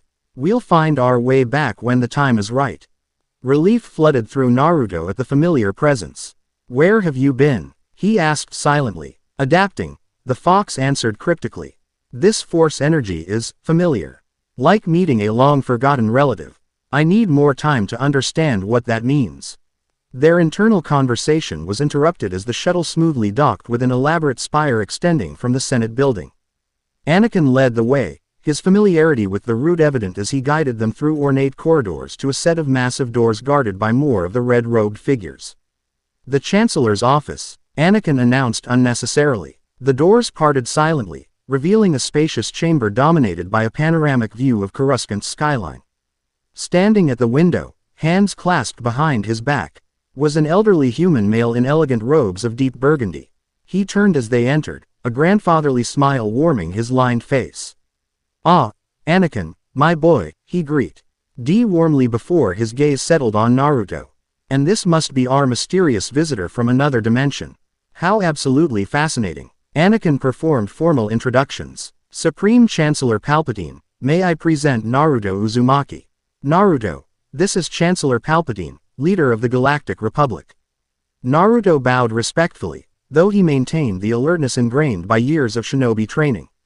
This man projected kindness and wisdom, but Naruto had encountered enough skilled politicians to know appearances were often calculated. "Chancellor," he acknowledged, "thank you for meeting with me." "The pleasure is mine," Palpatine assured him, gesturing toward comfortable seating arranged near his desk. "When Anakin told me about your extraordinary arrival, I simply had to meet you personally. It isn't every day we encounter visitors from beyond our known universe." As they settled into the offered seats, Naruto noticed Senator Chuchi's careful positioning, close enough to intervene in the conversation but not so prominent as to appear presumptuous. "Political instincts at work, Senator Chuchi," Palpatine acknowledged with a nod. "Your presence suggests the sentient GHTS committee has taken interest in our visitor's status." "As is appropriate, Chancellor," she replied smoothly. "Mr. Uzumaki's unprecedented situation requires careful legal consideration to ensure his rights are properly protected while he remains in Republic space." Quite right, Palpatine agreed genially. "Though I'm certain we can address any concerns without excessive bureaucracy. After all, Mr. Uzumaki is clearly a person of significant importance in his own world, deserving of diplomatic courtesy at minimum." The conversation proceeded along predictable lines, Palpatine asking questions about Naruto's world, abilities, and the circumstances of his arrival. The Chancellor's manner remained unfailingly polite and interested, though Naruto noted how skillfully he directed the conversation away from certain topics whenever Chuchi raised points about legal protections or Senate oversight. "This chakra you describe," Palpatine mused after Naruto demonstrated a small Rasengan. "It seems remarkably versatile. The military applications alone would be considerable." "That's not why I'm here," Naruto stated firmly. "The prophecy that brought me to your galaxy mentioned bridging worlds, not fighting your wars." Of course, Palpatine soothed. "Merely an observation. Though I wonder, if your presence here is prophesied, perhaps it relates to our current conflict in ways yet unclear." Prophecies have a way of revealing their meaning at precisely the moment they're needed most. Before Naruto could respond, a sharp crack echoed through the room as the massive viewport splintered. Instinct took over. Naruto launched himself toward Palpatine as Anakin did the same, both moving to protect the Chancellor as the window shattered completely. Time C. Med to slow as Naruto's enhanced senses registered multiple threats simultaneously. A projectile, not blaster fire but something solid, hurtling through the broken window. The distinctive hiss of Anakin's lightsaber igniting. Senator Chuchi diving for cover behind the heavy desk. And most alarming, a shimmer of movement on the exterior ledge beyond the shattered window, a cloaked figure with a weapon aimed directly at him. "Not the Chancellor. Assassin!" Anakin shouted, deflecting the projectile with his lightsaber. It exploded into a cloud of gas upon contact with the energy blade, rapidly filling the office with greenish vapor. Naruto's hands formed seals automatically. Wind style. Gale palm. The technique compressed air into a powerful directional blast that forced the gas back out the broken window. Clearing the immediate area, the assassin fired again. Not a blaster but some kind of dart launcher. 3 projectiles sped toward Naruto with precision that suggested they were specifically designed to penetrate defenses. He substituted with a nearby chair, the darts embedding in wood instead of flesh. "Protect the Chancellor," Anakin ordered, already leaping toward the window ledge to engage the attacker directly. But the assassin was prepared. As Anakin approached, the figure activated some kind of energy shield that repelled the Jedi's lightsaber strike, then fired a wrist-mounted grappling line to an adjacent building. Before Anakin could recover, the assassin was swinging away through Coruscant's skyline. "Security lockdown initiated," came a mechanical voice as BL.'s shields began descending over the broken window. Red lights flashed throughout the office as alarms sounded. Palpatine appeared remarkably composed for someone who had just survived an assassination attempt. Most concerning, he remarked, brushing dust from his robes as he rose from where Naruto had shielded him. Though I must commend your reflexes, young man. Most impressive. Naruto's focus remained on the retreating assassin. Visible only as a distant figure now. They weren't targeting you, he stated with certainty. Those darts were aimed at me specifically. What makes you say that? Anakin demanded, jumping back into the office just before the blast shield sealed completely. Trajectory, timing, and this. Naruto held up one of the darts he'd retrieved from the chair. Strange symbols were etched into its surface, symbols identical to those that had appeared on Naruto's skin during his transition between worlds. That's impossible, Barris breathed, examining the markings. Those match the descriptions from Ahsoka's report of the temple inscriptions. Security forces poured into the office, Senate guards, Coruscant security officers, and more of the red-robed guards who had been stationed outside. Questions flew rapidly as the area was secured, evidence collected, and protective details established. Through the commotion, Naruto caught a significant glance. Exchanged between Palpatine and Anakin, communication passing between them without words. Interesting. Chancellor, Senator Chuchi spoke up as the initial chaos subsided. Given this development, I believe Mr. Uzumaki's security must be our primary concern.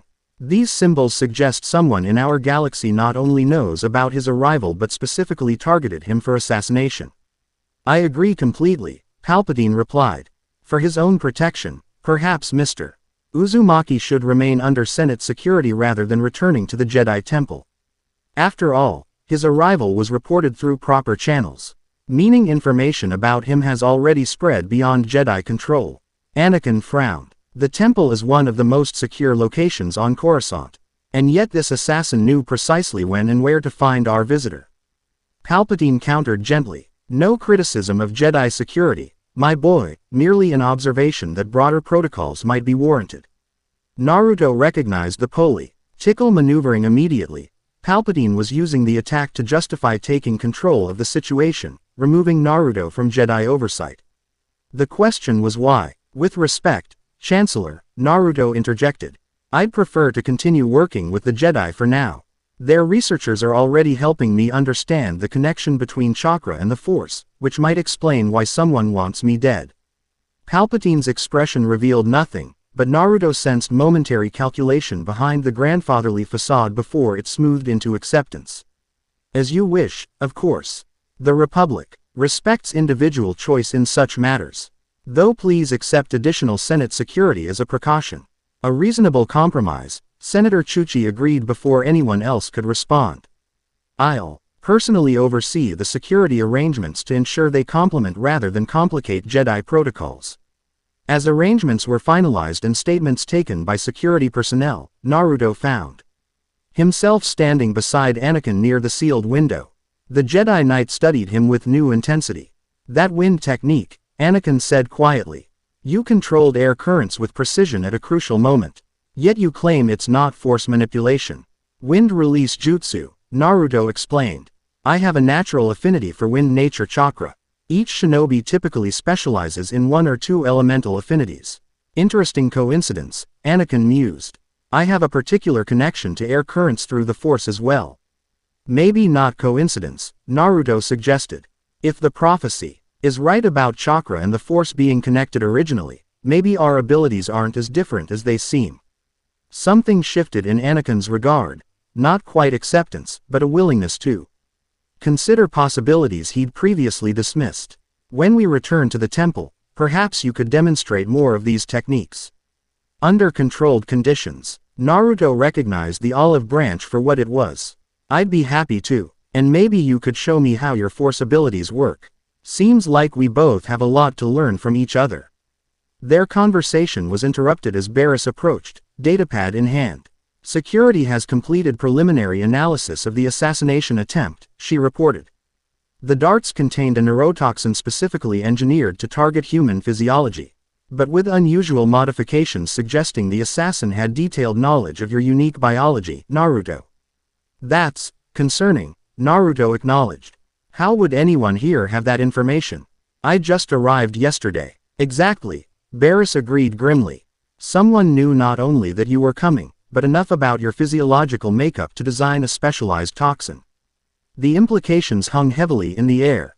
Someone in this galaxy had been expecting Naruto's arrival, perhaps for a very long time. Someone with knowledge of the First Force bloodline and the determination to eliminate its last heir before the prophecy could be fulfilled. We need to accelerate our research, Barris decided. There must be records in the archives that could explain this connection. ANSI. End texts referring to your bloodline or the prophecy that brought you here. I'll help however I can, Naruto promised. Though I'm not exactly a scholar. Your perspective will be valuable regardless, she assured him. Sometimes fresh eyes see what experts miss through familiarity. As they prepared to depart, Palpatine approached Naruto one final time. Before you go, young man, I wonder if I might have a brief word in private. Quote, Anakin tensed slightly but said nothing as Naruto nodded agreement. They stepped away from the others, though still visible in the busy office. I sense you are a person of great integrity. Palpatine began, voice lowered for privacy. Someone who, like myself, values truth over dogma.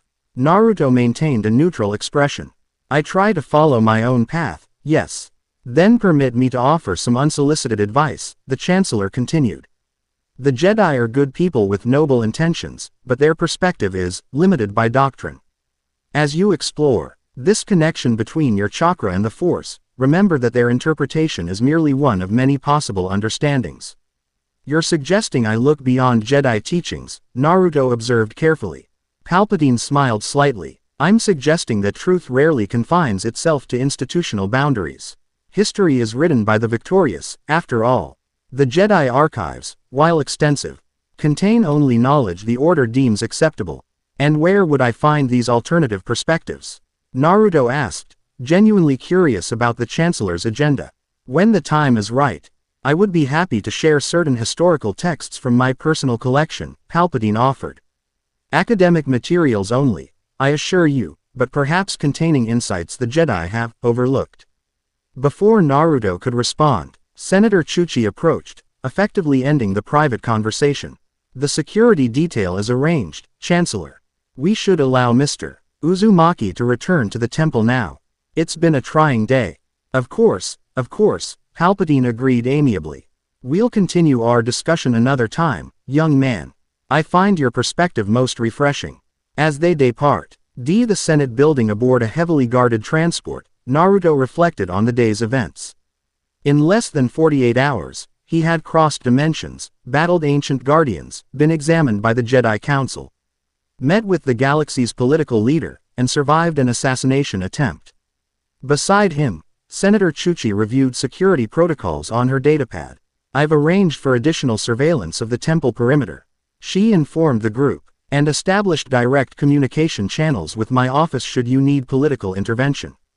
Thank you, Senator, Naruto said sincerely. You've been incredibly helpful, especially considering you have no obligation toward a stranger from another dimension. Chuchi looked up, golden eyes meeting his with unexpected intensity. Everyone deserves advocacy, Mr. Uzumaki, particularly those thrust into unfamiliar circumstances through no fault of their own. She paused, then added more quietly, besides, prophecies involving ancient powers tend to have significance beyond individual concerns. If you're meant to bridge worlds somehow, that makes your well-being a matter of potential galactic importance. Naruto chuckled. No pressure there. Her serious expression softened into a small smile. Indeed, though I suspect someone with your abilities is accustomed to shouldering significant responsibilities. More than you know, Naruto thought. Kurama's presence stirring at the back of his mind. Aloud, he said only, I've had some practice. The transport passed through Coruscant's layered traffic, the Jedi Temple growing larger as they approached. Its 5 spires reached toward the darkening sky like ancient sentinels, illuminated now by floodlights that emphasized its imposing architecture. Home sweet home, Ahsoka murmured beside him. At least for tonight. Just tonight, Naruto questioned. The council is meeting first thing tomorrow to discuss next steps, she explained. With assassination attempts already underway, they'll want to determine whether keeping you in one place is safer than movement. Classic security dilemma, Naruto noted. Stationary targets are predictable but defensible. Oving targets are harder to find but more vulnerable when located. Anakin glanced at him with reassessment in his eyes. You have military training. I've been a shinobi since I was 12, Naruto confirmed. Active duty, including combat missions, for 7 years now. At 12, Senator Chuchi sounded genuinely horrified. That's normal in our world, Naruto finished for her. Though, the age has been raised slightly in peacetime. Our lifespans are shorter, our development accelerated by chakra exposure from birth. The transport docked at the temple's main landing pad, where a reception committee waited, Master Windu, several other Jedi Council members, and a contingent of temple guards with their distinctive yellow lightsaber pikes. Word of the assassination attempt reached us quickly, Windu explained as they disembarked. The council has assigned additional security to the visitors' wing. Masters, Barriss stepped forward, displaying the dart with its ancient markings. These symbols match those from the Lothal Temple. Whoever attacked specifically targeted Naruto, not the Chancellor. Troubling, this is, came Yoda's voice as the diminutive master emerged from behind taller Jedi. Known of the prophecy, someone does. Acted quickly to prevent it, they have. But who? Ahsoka questioned. The temple guardians tried to prevent Naruto leaving Lothal, but they didn't try to kill him. This is something else, or someone else, Anakin added grimly. Someone who fears what the prophecy might mean. As the group moved inside, discussing security measures and investigation strategies, Naruto found his attention drawn to the night sky visible through the temple's massive entrance. Somewhere out there, someone had been waiting for the last Scion to appear, perhaps for centuries or millennia. Someone who understood the significance of the First Force bloodline and considered it threatening enough to eliminate immediately. They won't succeed, Kurama's voice rumbled within him. We've faced worse odds before. We still don't know why I'm here, Naruto replied silently. What this prophecy actually expects me to do. Then we'll figure it out. The fox stated with characteristic bluntness. One step at a time. Starting with staying alive long enough to understand what we're dealing with. Simple but sound advice. As the temple doors closed behind them, Naruto resolved to make the most of whatever resources were available. Jedi knowledge, Senator Chuchi's political protection, even Chancellor Palpatine's mysterious, alternative perspectives, if necessary. The prophecy had brought him here for a reason. Now he just needed to discover what that reason was, preferably before whoever wanted him dead tried again. Chapt. To end Chapter 3. Echoes of Ancient Power.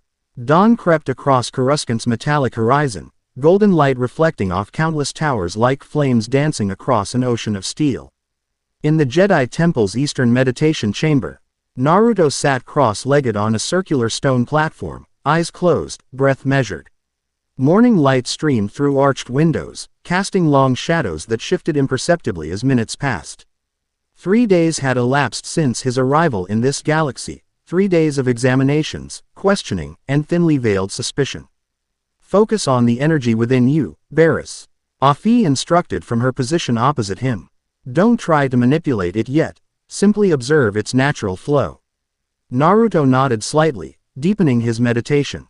Chakra coursed through his network in familiar patterns. But something else flowed beneath it, a subtle current he'd never noticed before. Not quite chakra. Not exactly natural energy as he understood it from sage training, but something that resonated with both. I sense something different, he murmured, maintaining his meditative state. Like an echo beneath my normal chakra flow. Barriss leaned forward, her own eyes closed in concentration. Yes, it's faint, but distinct from typical force signatures.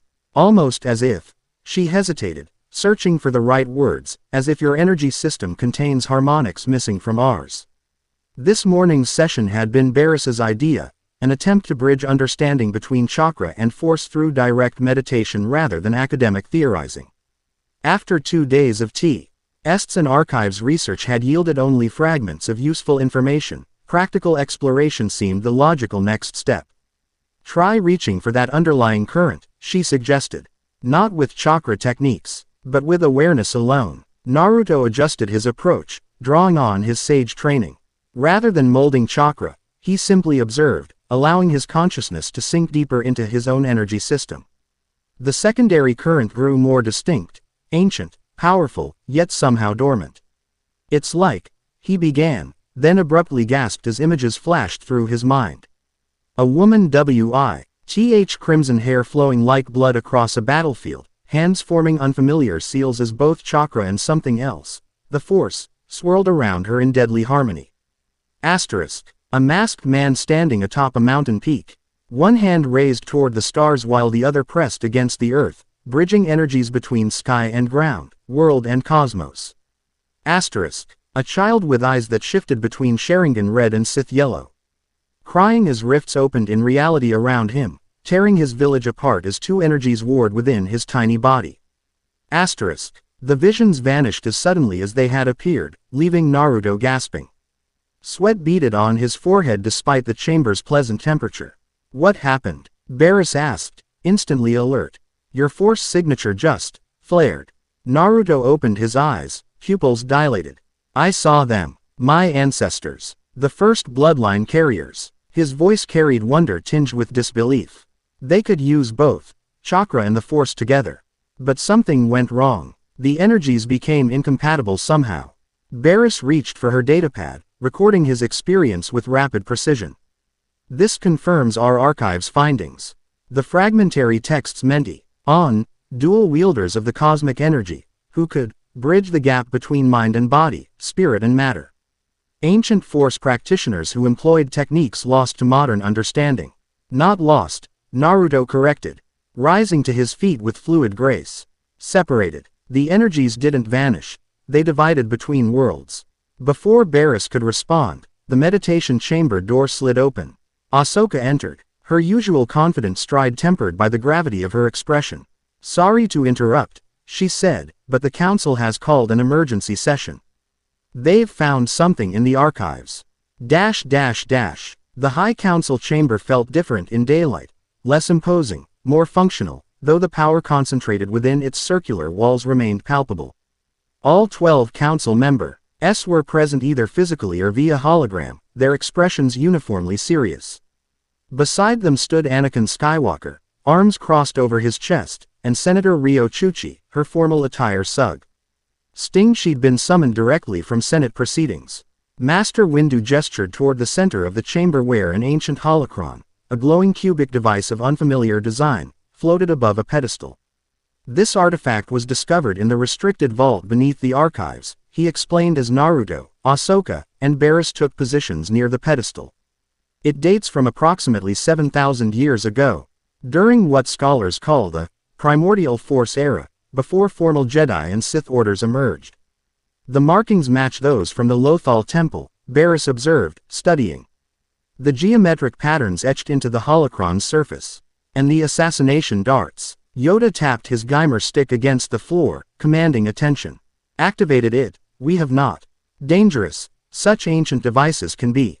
But connected to your bloodline, it appears to be. Naruto approached the holocron cautiously. Unlike other artifacts he'd seen in the temple, this one pulsed with energy. He could perceive through both his chakra senses and the nascent Force awareness he'd been developing. The markings seemed to shift slightly as he drew nearer, responding to his presence.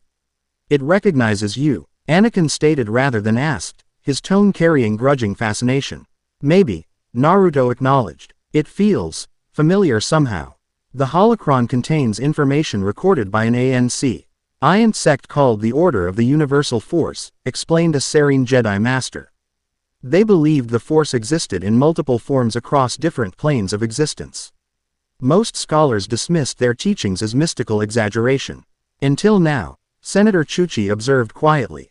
Naruto circled the floating artifact, studying it from all angles. How do we access whatever's inside? Normally, holocrons respond to Force techniques specific to their creators, Windu explained. This one has resisted all conventional methods. Perhaps, Yoda suggested, eyes narrowed thoughtfully, conventional methods. Sufficient they are not. Try your approach, you should. Understanding the invitation, Naruto nodded and stepped closer. Acting on instinct rather than knowledge, he raised both hands toward the holocron. Simultaneously channeling chakra and reaching for that underlying current he'd sensed during meditation. The response was immediate. The holocron's corners detached and rotated. reconfiguring the device into a more complex geometric form as it glowed with increasing intensity. A beam of light projected upward, coalescing into the image of a woman dressed in unfamiliar robe. That seemed to combine elements of ancient shinobi attire with flowing designs Naruto had seen in Jedi historical records. "I am Uzume Otsutsuki," the figure announced in a language that should have been incomprehensible to everyone present yet somehow registered as perfectly understandable. Last sage of the unified force, recording this warning in the 7423rd year since the Great Severance. A ripple of surprise passed through the council. The name, Otsutsuki, clearly held significance beyond Naruto's knowledge. If this recording has activated, the projection continued, then the prophecy approaches fulfillment. The last Scion has arrived, bearing the blood of both worlds in a time of cosmic alignment. The holographic woman looked directly at Naruto, her eyes containing the concentric ripple pattern of the Rinnegan. "Descendant of my line, heed this warning. The first force was not divided by accident or natural evolution. It was deliberately severed to prevent catastrophe when the consumers awakened." "Consumers?" Anakin questioned sharply, but the recording continued uninterrupted. The Ancient Ones sensed them stirring in the void. Between realities, entities that feed on unified cosmic energy. By dividing the first force into separate aspects, chakra in one realm, the force in another, they created energetic barriers the consumers could not breach. The hologram shifted, displaying star maps of two distinct galaxies separated by swirling void space. The Bloodline carriers were tasked with maintaining the separation, 1 mile in each realm serving as living keystones. So long as the bloodlines remained distinct, the barriers held. Uzume's expression grew grave, but prophecy foretold that one day, a last Scion would be born, one in whom both aspects of the first force could reunite. Their emergence would herald either the final salvation of both realms or their ultimate destruction. The hologram flickered, Dhamma, or age-corrupting portions of the recording. Crucial that the Scion understands their heritage before temple archives on Lothal contain. Sith Emperor learned of the prophecy and seeks. Must find the convergence nexus before.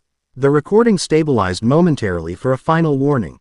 Beware those who wear two faces, last Scion. Not all who speak of balance seek it truly.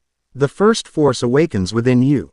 But mastery requires. The holocron abruptly collapsed in on itself, the projection vanishing as the artifact sealed shut and dropped to the pedestal with a dull thud.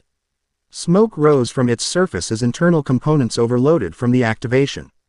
Silence blanketed the chamber as the implications of Uzume's message sank in.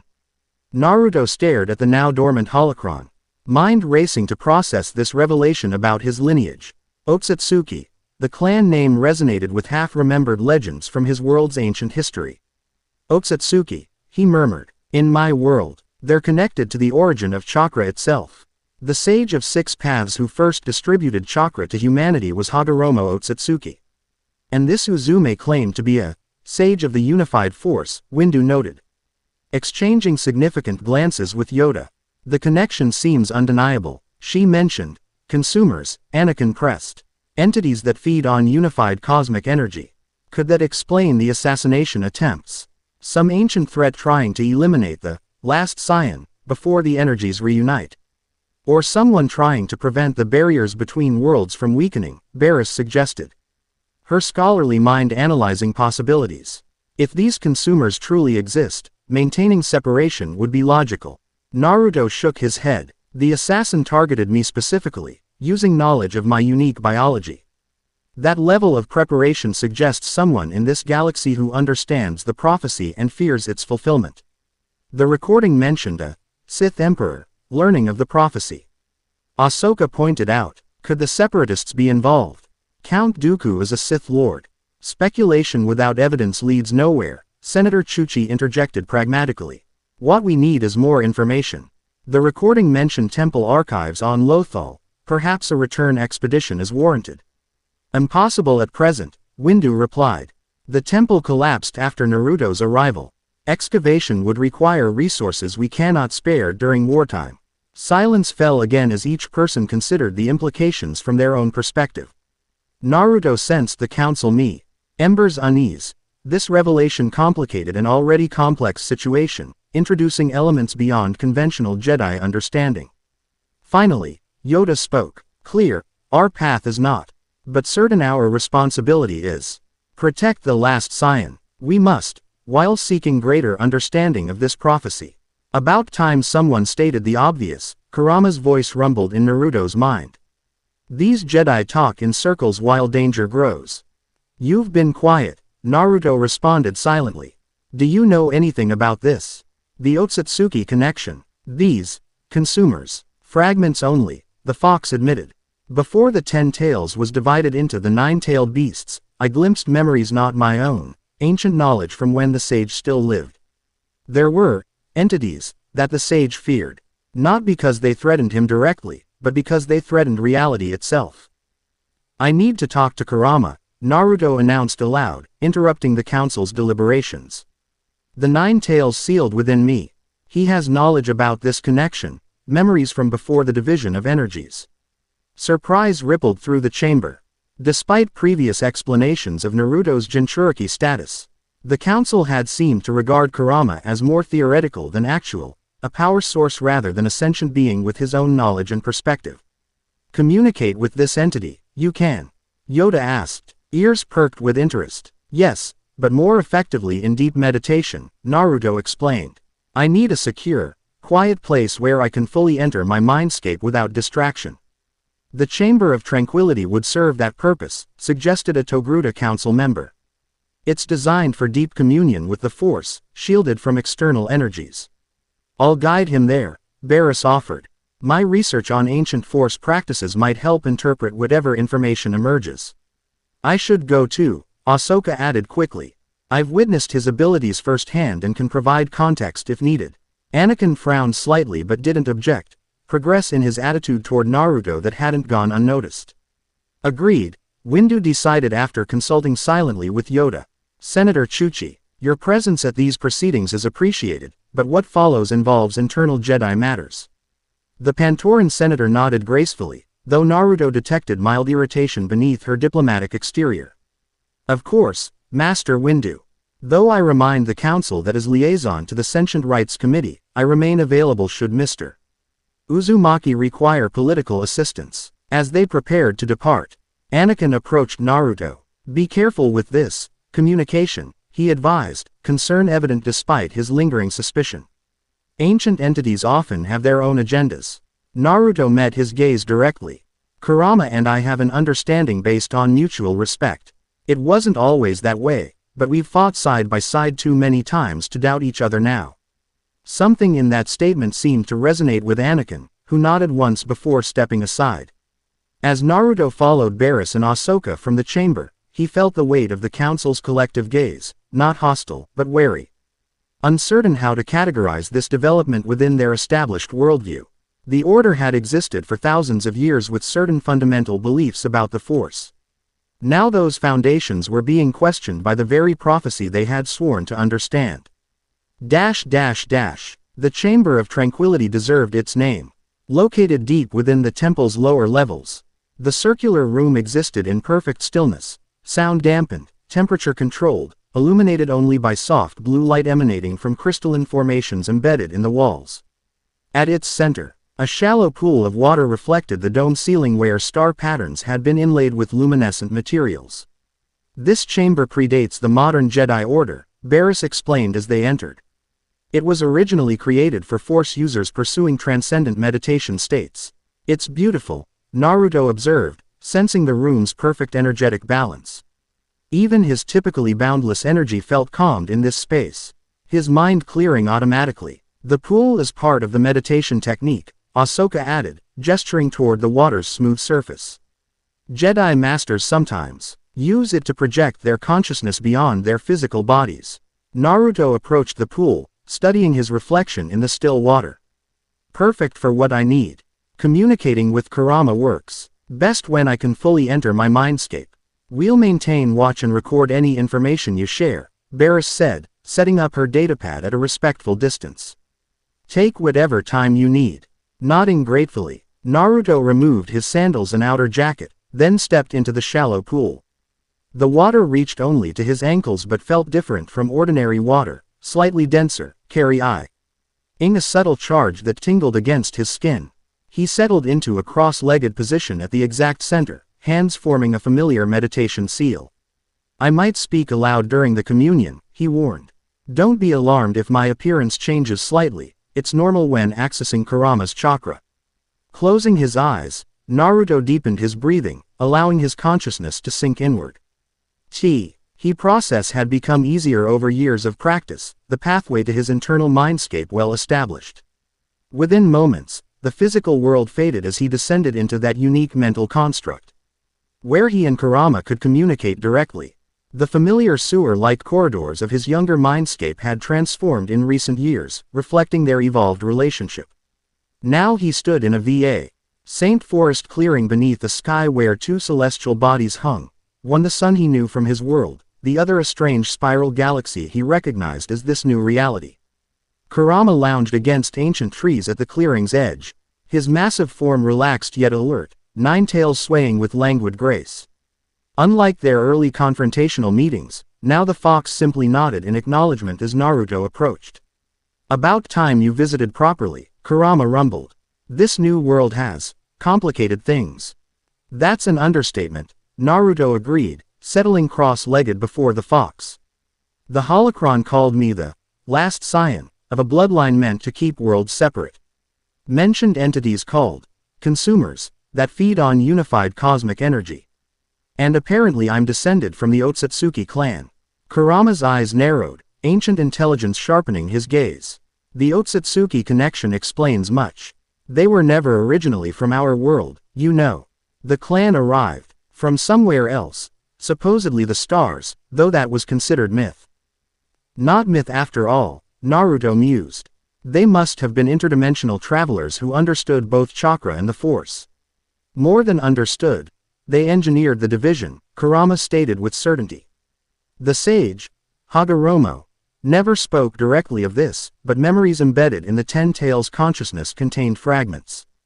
Before the sage distributed chakra to humanity, it existed in a different form, compatible with something else, this force you're encountering now. The first force, Naruto supplied, unified cosmic energy that was deliberately divided to create barriers against these consumer entities. Kurama growled, the sound rumbling through the mindscape. I remember them, not clearly, but impressions from the Ten Tails' original consciousness. Ancient beings that existed between realities, drawn to concentrated cosmic energy. Voracious, insatiable, the sage feared them above all else. And now the prophecy says I might reunite the energies, Naruto concluded grimly. Potentially breaking the barriers that keep these things out. Or strengthening them permanently, Kurama countered. The prophecy mentioned salvation as well as destruction. Typical cryptic nonsense. Naruto paced the clearing, processing implications. Either way, someone in this galaxy knows about the prophecy and wants to stop it by eliminating me. The holocron mentioned a Sith Emperor, learning about the bloodline. Sith, Kurama repeated contemplatively. The dark force users these Jedi oppose. Interesting that the division created light and dark factions in this world, while our world developed hidden villages with more complicated allegiances. Different evolutionary paths from the same origin. Naruto agreed. But the question remains, what am I supposed to do? How does one bridge worlds without unleashing ancient horrors? The fox's expression shifted to something Naruto rarely witnessed, uncertainty. Unknown. But there's something else you should know. Since arriving in this galaxy, I've sensed echoes. Fragments of familiar chakra signatures impossible to mistake. What do you mean? Naruto asked, suddenly alert. The other-tailed beasts, Kurama revealed. Not their complete consciousness, but traces, as if pieces of their chakra exist here. Transformed into something else. That's impossible, Naruto objected. They're all in our world. Now, yes, but remember, before Hagoromo divided the Ten Tails into 9 separate entities, it was a single being. If the division of the first force predates even that separation. The implications stunned Naruto into momentary silence. You're suggesting the Ten Tails Divis Ion might be connected to the cosmic energy separation. That the tailed beasts themselves might be products of the same process that divided chakra and the force. It would explain why I recognize certain energy patterns in this galaxy. Kurama confirmed. Transformed. Evolved differently, but fundamentally related. Their conversation paused as both contemplated this revelation. The mindscape around them shifted slightly. The galactic spiral in the sky growing more prominent as Naruto's connection to this new reality strengthened. I need to find these energy echoes, Naruto decided. If they're connected to the tailed beasts, they might hold keys to understanding the prophecy. Agreed. But proceed with caution. We don't know who else might be tracking these energies. The assassin clearly has knowledge we lack. Naruto nodded, preparing to return to physical consciousness. I'll share what you've told me with the Jedi. They might have records of unusual energy signatures that match your description. As he began the transition back to his physical body, Kurama's voice followed him. One more thing, Kit. The markings that appeared during your transition between worlds, they're activating dormant abilities within you. You'll begin sensing the force alongside chakra, accessing techniques previously impossible. Be prepared. Awareness of the Chamber of Tranquility returned gradually. Naruto opened his eyes to find Barris and Ahsoka watching him with expressions of fascinated concern. The water around him had begun to glow faintly, responding to mixed energies his communion with Kurama had awakened. You were communicating for over 3 hours, Ahsoka informed him as he rose from the pool. And your appearance changed several times. Kurama's influence, Naruto explained, noting the residual chakra cloak dissipating from his skin. When we communicate deeply, our energies intermingle. Did you learn anything useful? Barris asked. Datapad ready. Naruto nodded, accepting a towel she offered. More than we expected. The tailed beasts from my world. There are energy echoes of them in this galaxy. Transformed. Different, but fundamentally connected. Kurama believes they're byproducts of the same process that divided the first force. Barris's eyes widened. That would explain certain anomalous force nexuses the Order has documented throughout the galaxy, concentrations of unusual energy that don't conform to typical force patterns. There's more, Naruto continued, describing everything Kurama had shared about the Otsutsuki origins, the consumers, and the deliberate division of cosmic energy. This challenges fundamental aspects of Jedi history, Barris noted, recording rapidly. If the Force as we understand it is merely one aspect of a formerly unified energy, it doesn't invalidate your traditions, Naruto assured her, sensing her discomfort. Both chakra and the Force evolved along paths that worked for their respective worlds. The techniques, philosophies, applications, all remain valid. But it suggests a common origin we never suspected, Ahsoka mused. And potentially a common destiny. Our discussion was interrupted by a sharp tone from Ahsoka's communicator. She activated it, revealing a small hologram of Anakin Skywalker. Ahsoka, return to the council chamber immediately, he ordered without preamble. Bring Naruto. There's been another assassination attempt, this time against Senator Chuchi. The Senate medical facility hummed with quiet efficiency as medical droids moved between monitoring stations. Security personnel, both Senate guards and Jedi, maintained vigilant positions at all entrances. In a private room at the facility's secure center, Senator Ryo Chuchi lay on a medical bed. Her blue skin pale but her golden eyes alert as she briefed the assembled group. The attack occurred in the Senate parking hangar, she explained, voice steady despite the bandages visible beneath her collar. A sniper using some kind of specialized weapon, not a standard blaster. The bolt penetrated my security escort's shield before grazing my shoulder. Specialized how? Anakin pressed, arms crossed as he loomed near the doorway. Energy signature unlike anything our security scanners recognized, replied a stern-faced Senate security officer. The bolt left residual radiation matching no known weapon type in Republic databases. Naruto studied the medical readouts, recognizing patterns despite the unfamiliar technology. The energy signature, does it match the RTS from the previous assassination attempt? Similar composition but higher intensity, confirmed a medical droid. The senator's injury contains trace elements consistent with the previously analyzed neurotoxin, though modified for delivery via energy weapon rather than physical projectile. They're adapting their approach, Anakin concluded grimly. Learning from previous failure, Naruto turned to Chuchi. I'm sorry you were targeted. It's clearly because of your association with me. The senator waved away his concern with her uninjured arm. Political risk comes with the position, Mr. Uzumaki. More concerning is what the assailant said before disappearing. They spoke to you? Ahsoka asked sharply. Chuchi nodded. After the shot, as my security detail was responding, a module aided voice came through the hangar communication system. It said, "The first force must remain divided. The Nexus coordinates die with the Scion." Silence fell as the implications registered. Naruto exchanged glances with Barris and Ahsoka, all thinking the same thing. The assassin knew about the Nexus mentioned in the holocron recording. Nexus coordinates, Barris repeated thoughtfully. E-recording mentioned a convergence nexus that the Scion needed to find. A location where the barriers between worlds are thinnest, perhaps, Ahsoka suggested. Where both chakra and force might intermingle naturally. Anakin's expression hardened, which means this isn't just about eliminating Naruto.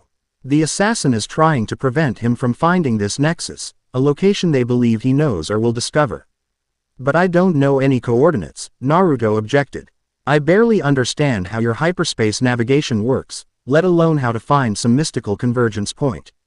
The assassin believes otherwise, the security officer pointed out. Which gives us an advantage, they'll continue operating on that assumption. We can use that, Anakin agreed, tactical mind engaging. Set a trap, make them believe Naruto is pursuing these coordinates. Risky, Ahsoka cautioned. We'd be deliberately drawing out someone who's already proven highly capable and well-informed. Psalm. E times the best defense is a decisive offense, Anakin countered. We can't just wait for them to strike again. Naruto had remained silent, mind working through alternative approaches. There's another option, he said finally. If the assassin believes I know these coordinates, they must have a reason. Something connecting me to information I don't yet realize I possess. The markings, Barris suggested immediately. The patterns that appeared on your body during transition between worlds, they could contain encoded information. Precisely, Naruto agreed, and if that's true, we don't need to set a trap. We need to figure out what the markings mean before the assassin strikes again. Which brings us back to research, Ahsoka concluded. But the temple archives yielded only fragments. Because we've been looking in Jedi records, Naruto realized. But the holocron mentioned a Sith Emperor learning of the prophecy. What if the most complete information exists in Sith archives, not Jedi ones? The suggestion created immediate tension. Anakin's posture stiffened, while Barris looked distinctly uncomfortable. Accessing Sith archives isn't exactly straightforward, Anakin stated dryly. They don't maintain a public library. No, Chuchi interjected from her medical bed, but the Republic Intelligence Service has cataloged several Sith archaeological sites discovered during the war. Some contained artifact collections and data repositories. Most were transferred to secure Republic facilities, the security officer confirmed reluctantly. Classified locations, restricted access. Which Senator Chuchi, as a member of the Security Committee, might be able to authorize, Naruto concluded, looking to the Pantoran woman expectantly. Chuchi's lips curved in a slight smile despite her injury. I was wondering when someone would make that connection. Yes, I could potentially arrange access to certain recovered materials, strictly for research purposes, of course. The Council won't approve unsupervised investigation of Sith artifacts, Barris cautioned. Then we don't ask for unsupervised access, Naruto countered. We request a joint mission, Republic intelligence oversight. Jedi expertise, my unique perspective. Present it as the most efficient approach to understanding the assassination threat. Anakin studied Naruto with newfound respect. Yo, you understand political maneuvering better than most Jedi. I was trained by the 5th Hokage, Naruto replied with a slight shrug. Tsunade taught me that sometimes the straightest path between 2 points requires navigating a lot of bureaucratic curves. Decision made, arrangements proceeded with surprising efficiency. Senator Chuchi, despite medical recommendations for rest, insisted on Makin. G. Immediate secure calls to intelligence contacts. The security officer, introduced properly as Commander Roth of Senate Protection Services, coordinated with Republic intelligence while Anakin reluctantly reported the plan to the Jedi Council. Master Yoda has approved the mission with conditions, he informed the group upon returning. Ahsoka and I will accompany Naruto and Barris to the intelligence facility. Master Plo Koon will join us there as council representative. Intelligence has granted access to Facility 9 in the Onot system, Commander Roth added. Their most secure repos. Uttery for Sith artifacts deemed academically significant but militarily non-strategic. When do we leave? Naruto asked. Immediately, Anakin replied. A military transport is being prepared at the temple landing pad. The sooner we complete this research, the sooner we neutralize the threat. As the others departed to prepare, Naruto approached Senator Chuchi's bedside. Thank you for your help, he said sincerely. Especially after being injured because of me. The Pantoran studied him with those striking golden eyes. I meant what I said before, Mr. Uzumaki. If prophecy has brought you here, your purpose transcends individual concerns, mine included. Still, I owe you. Then succeed, she replied simply. Find what you need to understand this prophecy. I suspect the future of both our worlds may depend on it. The military transport cut through hyperspace, stars stretching into luminous streaks outside the viewport. Unlike the elegant senatorial shuttle, this vessel prioritized function over comfort, utilitarian seating, exposed conduits, and the persistent hum of military-grade engines. Naruto found the honest functionality refreshing after the opulence of Coruscant. In the vessel's small briefing room, Barris had arranged the limited information they possessed about Facility 9 and its contents. Holographic displays showed exterior views of a nondescript installation built into an asteroid's surface, deliberately unremarkable to avoid attracting attention. According to intelligence files, the facility contains artifacts recovered from 3 separate Sith repositories. She explained as Naruto, Ahsoka, and Anakin studied the displays. Most date from the period immediately following the Great Hyperspace War, approximately 5,000 years ago. After the division of the First Force but potentially still containing records about it, Ahsoka noted. Anakin manipulated the display to show interior schematics. Security protocols are substantial. Biometric identification, force-resistant containment fields, automated defense systems. This place wasn't designed for casual browsing. Republic intelligence takes Sith artifacts seriously, came a deep voice from the doorway. Master Plo Koon, a Keldor Jedi whose species required a specialized breathing mask in oxygen atmospheres, entered with measured steps. With good reason. Some NTAIN trapped consciousness fragments are latent dark side energies capable of influencing susceptible minds. Are we susceptible? Naruto asked directly. Plo Koon's masked face turned toward him. Quote, all sentient beings have vulnerabilities, Mr. Uzumaki. The question is whether we recognize them in ourselves. An interesting non-answer, Naruto thought, but didn't press further. The Jedi's caution around Sith artifacts was understandable given their history. We arrive in approximately 6 hours, Plo Koon continued. I suggest you all rest while possible. Intelligence facilities rarely provide comforts once work begins. As the others dispersed, Naruto remained at the viewport, watching hyperspace swirl in patterns both mesmerizing and disorienting. Ahsoka joined him after a moment, her presence now familiar after days of close collaboration. Credit for your thoughts, she asked, leaning against the viewport frame. Just wondering what we'll find, Naruto admitted. And whether I will help or just raise more questions. In my experience, ancient mysteries usually do both, she replied with a slight smile. But that's part of the journey. You sound like a teacher I had back home, Naruto observed.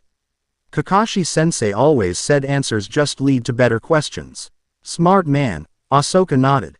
Though I bet he didn't have to deal with prophecies about cosmic energy division and interdimensional consumers. You'd be surprised what Kakashi's dealt with, Naruto chuckled. But no, probably not this specific scenario. They fell into comfortable silence, watching hyperspace together. After several minutes, Ahsoka spoke again, her tone more serious. Since you arrived, I've sensed something changing in the Force, she confided.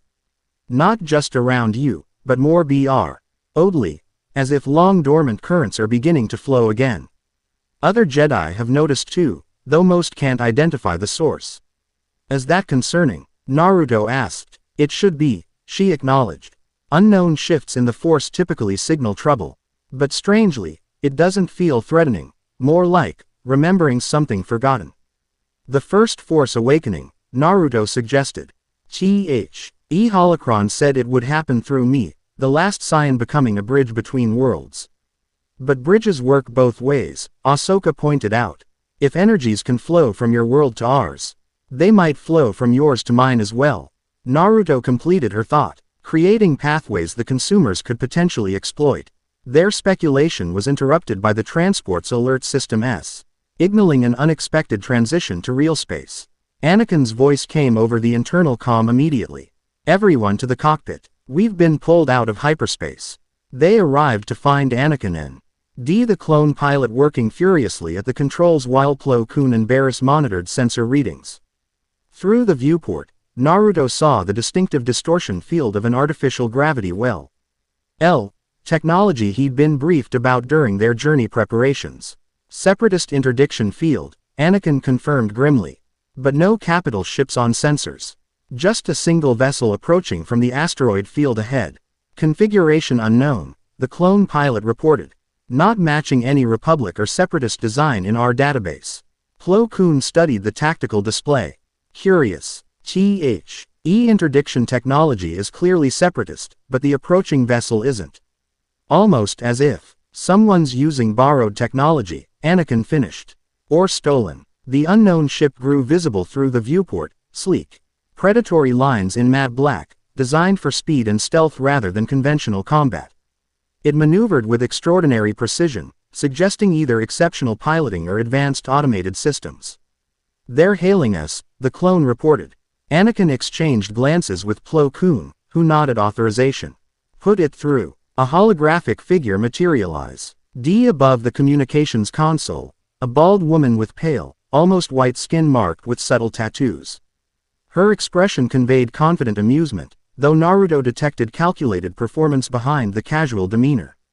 Jedi, she greeted, voice rich with sardonic inflection. How fortunate our paths cross in this remote sector.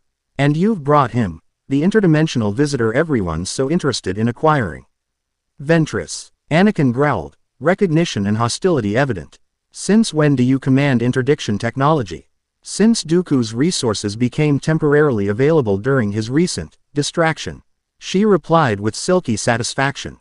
Though I'm not currently in his employment, if that's your concern. What do you want? Plo Koon demanded, cutting through pleasantries.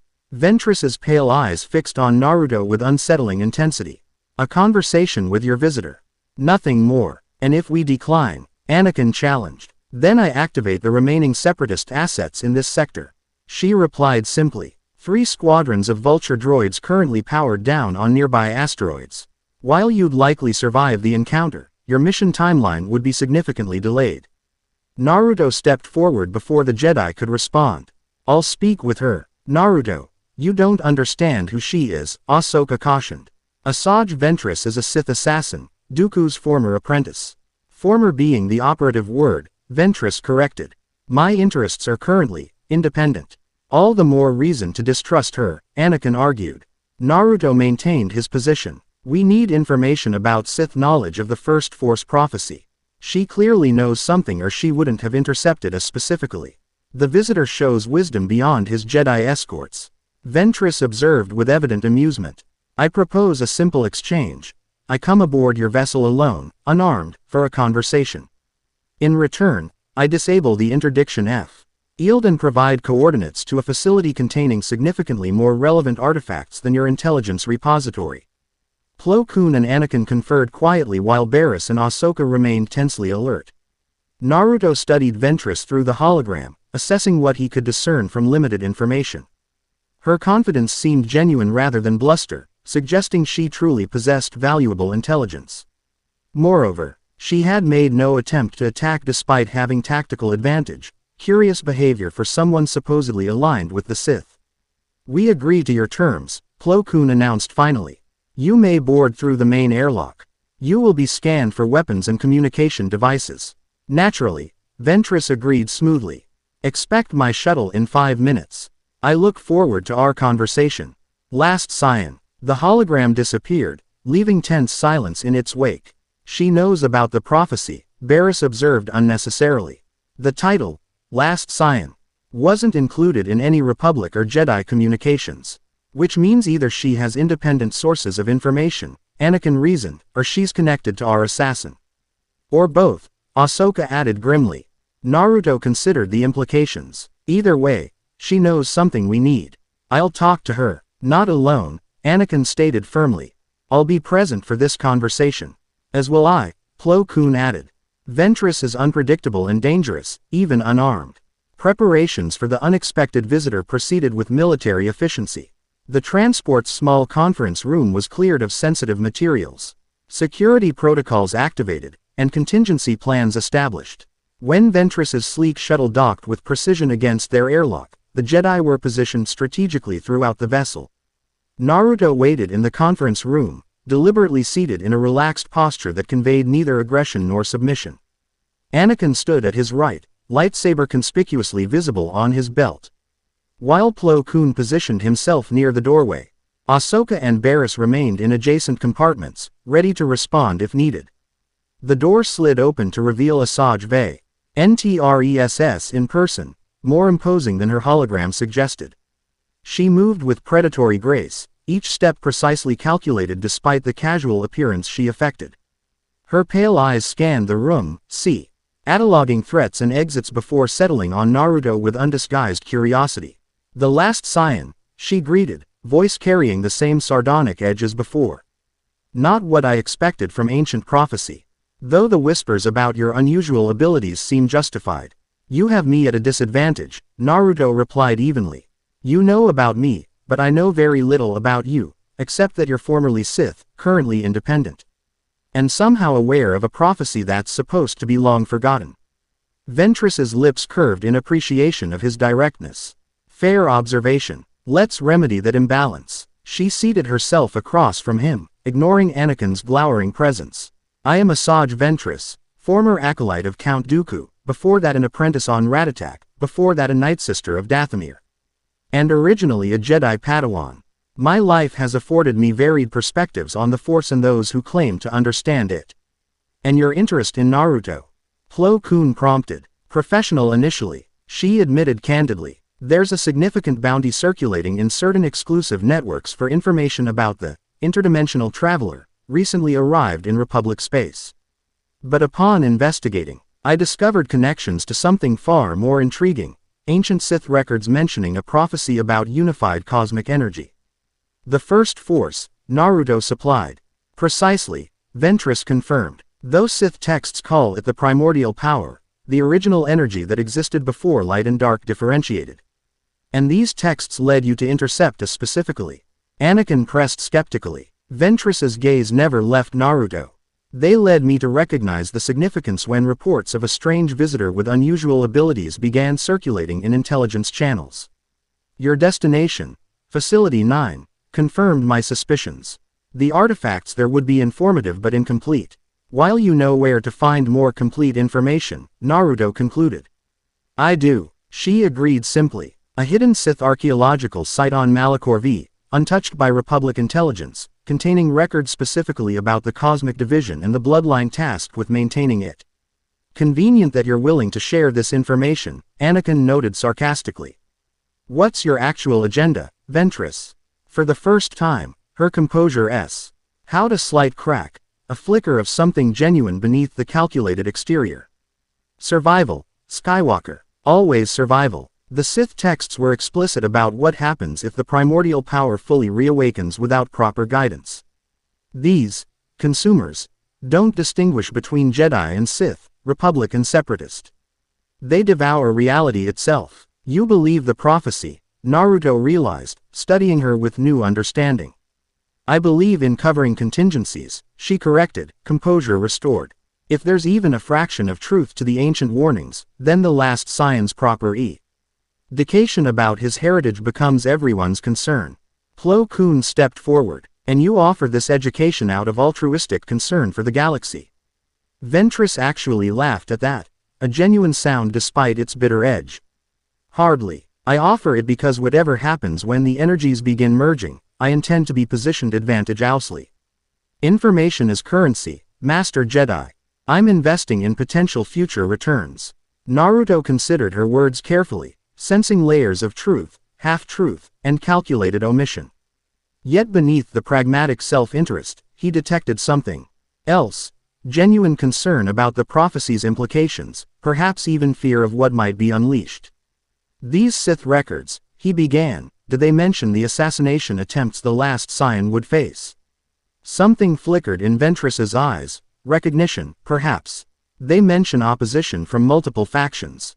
Some fearing reunification would strengthen reality's barriers, others fearing it would shatter them completely.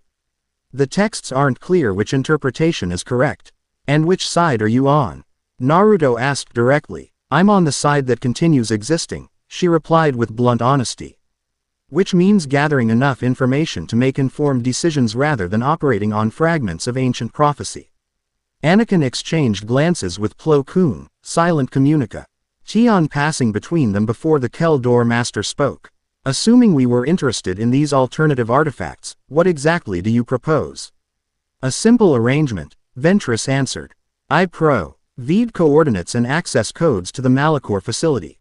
You investigate while I remain at a comfortable distance, monitoring but not interfering.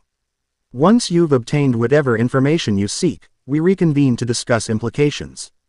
Quote, and your compensation? Anakin asked suspiciously. Copies of whatever data you recover, she stated. Plus the satisfaction of knowing I've positioned Mies LF advantage Owsley in a potentially galaxy-altering scenario. Naruto watched the negotiation unfold, mind working through alternatives and implications. Ventress was clearly dangerous and self-interested, but her knowledge seemed genuine. More importantly, her fear of the consumer's threat rang true, not fabricated, but based on something she'd learned that genuinely disturbed her. I think we should accept, he announced. Interrupting the ongoing discussion, all eyes turned to him with varying degrees of surprise. She knows more than she's saying, Naruto continued, but what she has shared aligns with everything we've learned so far. The prophecy, the First Force Division, the consumers, all consistent with the holocron's warning. She could be leading us into a trap, Anakin pointed out. Possible, Naruto acknowledged, but her survival instinct seems genuine. If the prophecy truly threatens existence itself, her self-interest aligns with our mission. Ventress studied him with new appreciation. The Scion understands pragmatic alliances. Perhaps there's hope for this prophecy after all. After further discussion and multiple security provisions, an agreement was reached.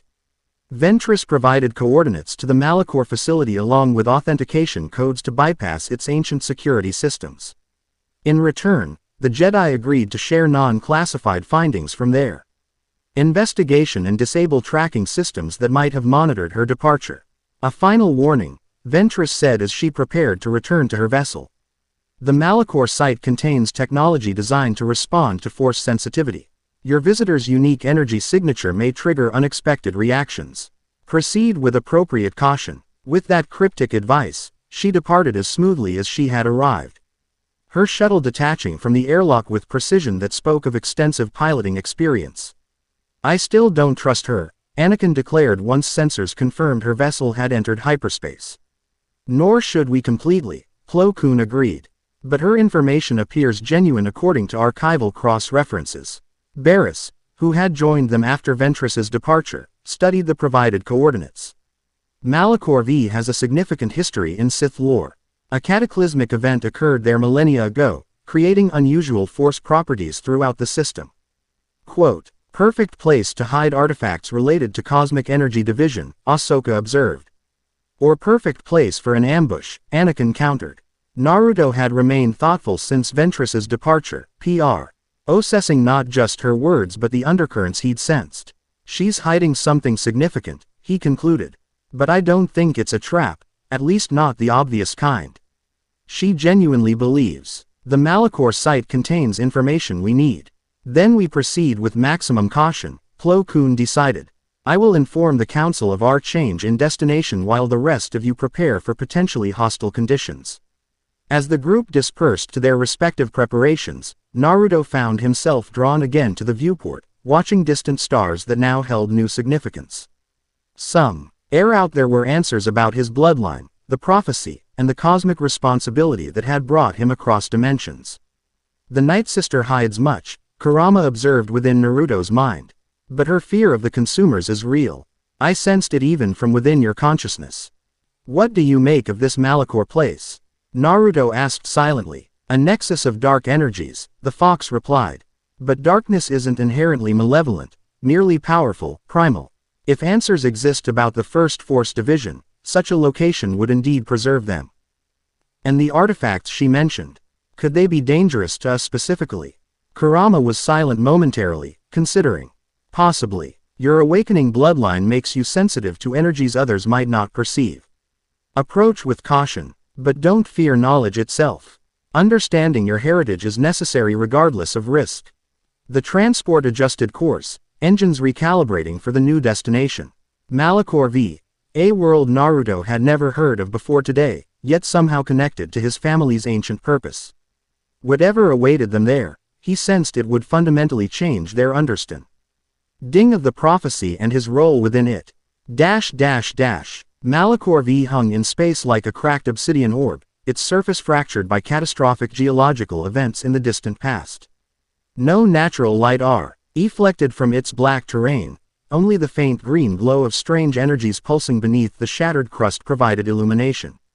The transport approached cautiously, sensors sweeping for defensive systems or monitoring stations. No active technology detected, the clone pilot reported. But sensors can't penetrate more than a few meters below the surface. Something's interfering with scan patterns. The residual energies from the mass shadow generator, Barris explained, consulting historical records. Ancient superweapon detonated during the Mandalorian Wars. It created persistent force anomalies throughout the system. Quote, through the viewport, Naruto studied the foreboding landscape. Unlike the vibrant worlds he'd glimpsed during their journey, Malachor appeared lifeless, hostile, yet undeniably powerful. Even without formal force training, he sensed the concentrated energies swirling beneath its surface, calling to something deep within him. The coordinates indicate a structure in the northern hemisphere. Plo Koon noted, examining tactical displays. Partially submerged in a crystalline formation that emerged after the cataclysm. No landing zone visible, the pilot added. Nearest stable terrain is 2 kilometers from the target. Anakin studied the topographical scan. We'll need to approach on foot then. Minimal equipment, maximum maneuverability. Preparations were completed with practiced efficiency. Environmental suits were distributed. Necessary protection against Malachor's toxic atmosphere, along with compact survival gear and communications equipment. Naruto adjusted his equipment with help from Ahsoka, the unfamiliar technology requiring brief instruction. The helmet connects directly to your suit's oxygen supply, she explained, demonstrating the seal mechanism. Environmental controls are automatic, but manual override is here if needed. Thanks, Naruto replied, testing the helmet's fit. This is definitely different from standard mission gear back home. You adapt quickly, she observed. Most people struggle with unfamiliar tech. Naruto shrugged. Shinobi training emphasizes adaptability. Use whatever tools are available, improvise when necessary. Their preparations were interrupted by an unexpected fluctuation in the ship's power systems. Lights dimmed momentarily as energy readings spiked throughout the vessel. What was that? Anakin demanded, moving quickly to the cockpit. Unknown, sir, the clone pilot replied, checking systems. Power fluctuation originated in Cargo Bay 3, where we stored the visitor's personal effects. Naruto recognized the implications immediately. My equipment pouch. Something's reacting to Malachor's energy field. The group converged on Cargo Bay 3, where Naruto's Impel equipment pouch lay on a storage shelf, glowing with the same pulsing energy visible on the planet's surface. When Naruto approached, the glow intensified, responding to his presence. Careful, Plo Koon cautioned as Naruto reached for the pouch. Unknown energy reactions can be volatile. It's not dangerous, Naruto assured him, though he couldn't have explained how he knew this with certainty. It's recognizing something. Quote, his fingers touched the pouch, and immediately the glow coalesced into distinct patterns, the same markings that had appeared on his skin during transit between worlds. They flowed from the pouch up his arm, not burning this time but cool, almost soothing as they spread across his body beneath his environmental suit. The bloodline markings, Barris breathed, recording the phenomenon. They're reactivating. Responding to proximity to the artifact site, Ahsoka suggested. Like a key recognizing its lock, Naruto opened the pouch, finding the Kante. NTS unchanged except for a single kunai knife that now glowed with the same energy, ancient symbols etched into its metal that hadn't been there before. When he lifted it, the blade hummed with power, resonating with both his chakra and the nascent force sensitivity developing within him. This belonged to my father, he explained, studying the transformed weapon. A special kunai he used for his flying thunder god technique, instantaneous transportation between marked locations. It's become something more, Plo Koon observed. A focus for your bloodline abilities, perhaps. Naruto nodded, securing the kunai in a specialized sheath at his hip rather than returning it to the pouch. It feels right to bring it to the artifact site, like it's meant to be there. With this unexpected development incorporated into their plans, the landing proceeded at a safe distance from the coordinates. The transport settled on a relatively stable plateau, thrusters stirring clouds of black dust had swirled like negative snowflakes in Malikor's thin atmosphere. Stepping onto the planet's surface felt immediately different from any world Naruto had visited previously. The ground itself seemed to pulse with latent energy, responding to each footstep with subtle vibrations that traveled up through his boots. The markings beneath his environmental suit glowed brighter, visible even through the protective material in places. Stay close, Anakin instructed as they began their trek toward the coordinates. Malikor's terrain is unpredictable, sudden sinkholes, unstable crystal formations. They proceeded in tactical formation, Anakin and Plo Koon taking point while Barriss and Ahsoka flanked Naruto. The landscape grew increasingly alien as they approached their destination, massive Cr. Eastal shards erupted from the ground at impossible angles, some transparent enough to reveal preserved scenes of ancient destruction within, others opaque and humming with contained energies. This place died screaming, Ahsoka murmured. Voice somber. You can feel it in the Force, millions of lives extinguished simultaneously. The mass shadow generator altered reality itself here, Barriss added, creating a wound in the Force that never fully healed.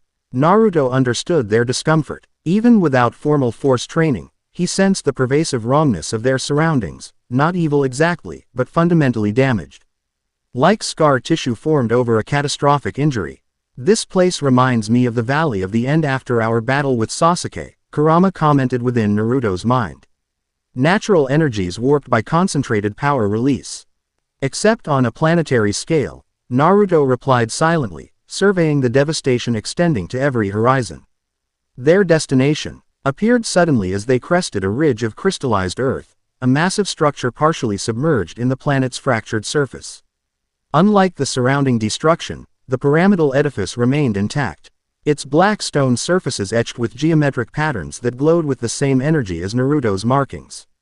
Sith architecture, Plo Koon identified, studying the structure through macrobinoculars. But incorporating elements I don't recognize, older, perhaps predating conventional Sith design philosophy.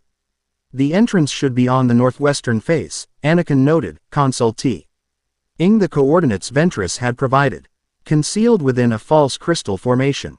As they approached the massive structure, Naruto felt increasing resonance between his activated markings and he glowing patterns on the pyramid's surface. Each step closer intensified the connection, creating an almost magnetic pull toward the ancient edifice. The patterns are identical, Barriss observed, comparing the structure's markings to those visible through Naruto's suit. Your bloodline is somehow connected to this place specifically. Or to what's inside it, Naruto suggested, the transform. Ed Kunai at his hip now humming audibly as they neared the pyramid's base.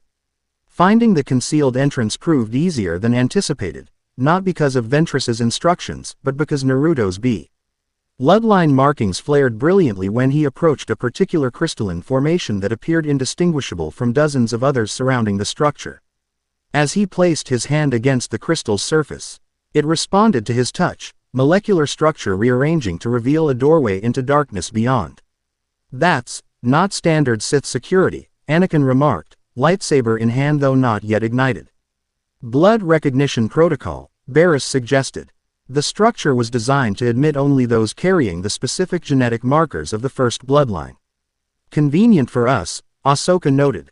but concerning that Ventress knew the entrance would respond to Naruto specifically. She's clearly more informed than she admitted, Plo Koon agreed. Proceed with heightened caution. Lightsabers ignited as they entered the structure, providing illumination that revealed a vast interior chamber untouched by the destruction outside. Unlike the chaotic devastation of Malakor's surface, the pyramid's interior maintained perfect geometric precision, polished stone surfaces, carefully aligned crystal formations, and elaborate mosaic floors depicting cosmic scenes Naruto recognized from the holocron star maps. Most striking was the chamber's center, where a circular platform rose slightly above the main floor. Atop it stood a crystalline obelisk that pulsed with energy in perfect synchronization with Naruto's bloodline markings. Surrounding the obelisk, arranged in precise formation, were 7 smaller artifacts of various designs, each glowing with distinctive energy signatures. Those look like... Ahsoka began, then stopped, uncertain how to describe what she was sensing. Force crystals, Barris supplied. But unlike any I've studied, each resonates at a different frequency, creating harmonic patterns similar to lightsaber crystals but far more complex. Naruto approached the arrangement slowly, drawn by inexplicable familiarity. They're connected to the tailed beasts, he stated with certainty. Each crystal resonates with a signature I recognize from my world. The energy echoes Kurama mentioned, Ahsoka realized. Physical manifestations of the connection between worlds. As Naruto reached the platform's edge, the obelisk's glow intensified dramatically. Patterns within the crystal structure shifted, rearranging to form recognizable images, scenes from both galaxies. Separated yet connected by flowing energy currents. At the center of these visuals, a distinctive symbol appeared, the same mark that had manifested at the center of Naruto's chest during his transition between worlds. The first Force emblem, Barris breathed, recording everything. The original symbol before division into separate energy systems. There's writing, Anakin pointed out, indicating script flowing across the obelisk's surface. Not Sith language, something older. I can read it, Naruto realized, the knowledge simply appearing in his mind as if unlocked by proximity. It says, to the last Scion who breaches the divide, hear the truth of separation. When the first Force flowed unified through all existence, the consumers grew powerful, feeding upon its currents.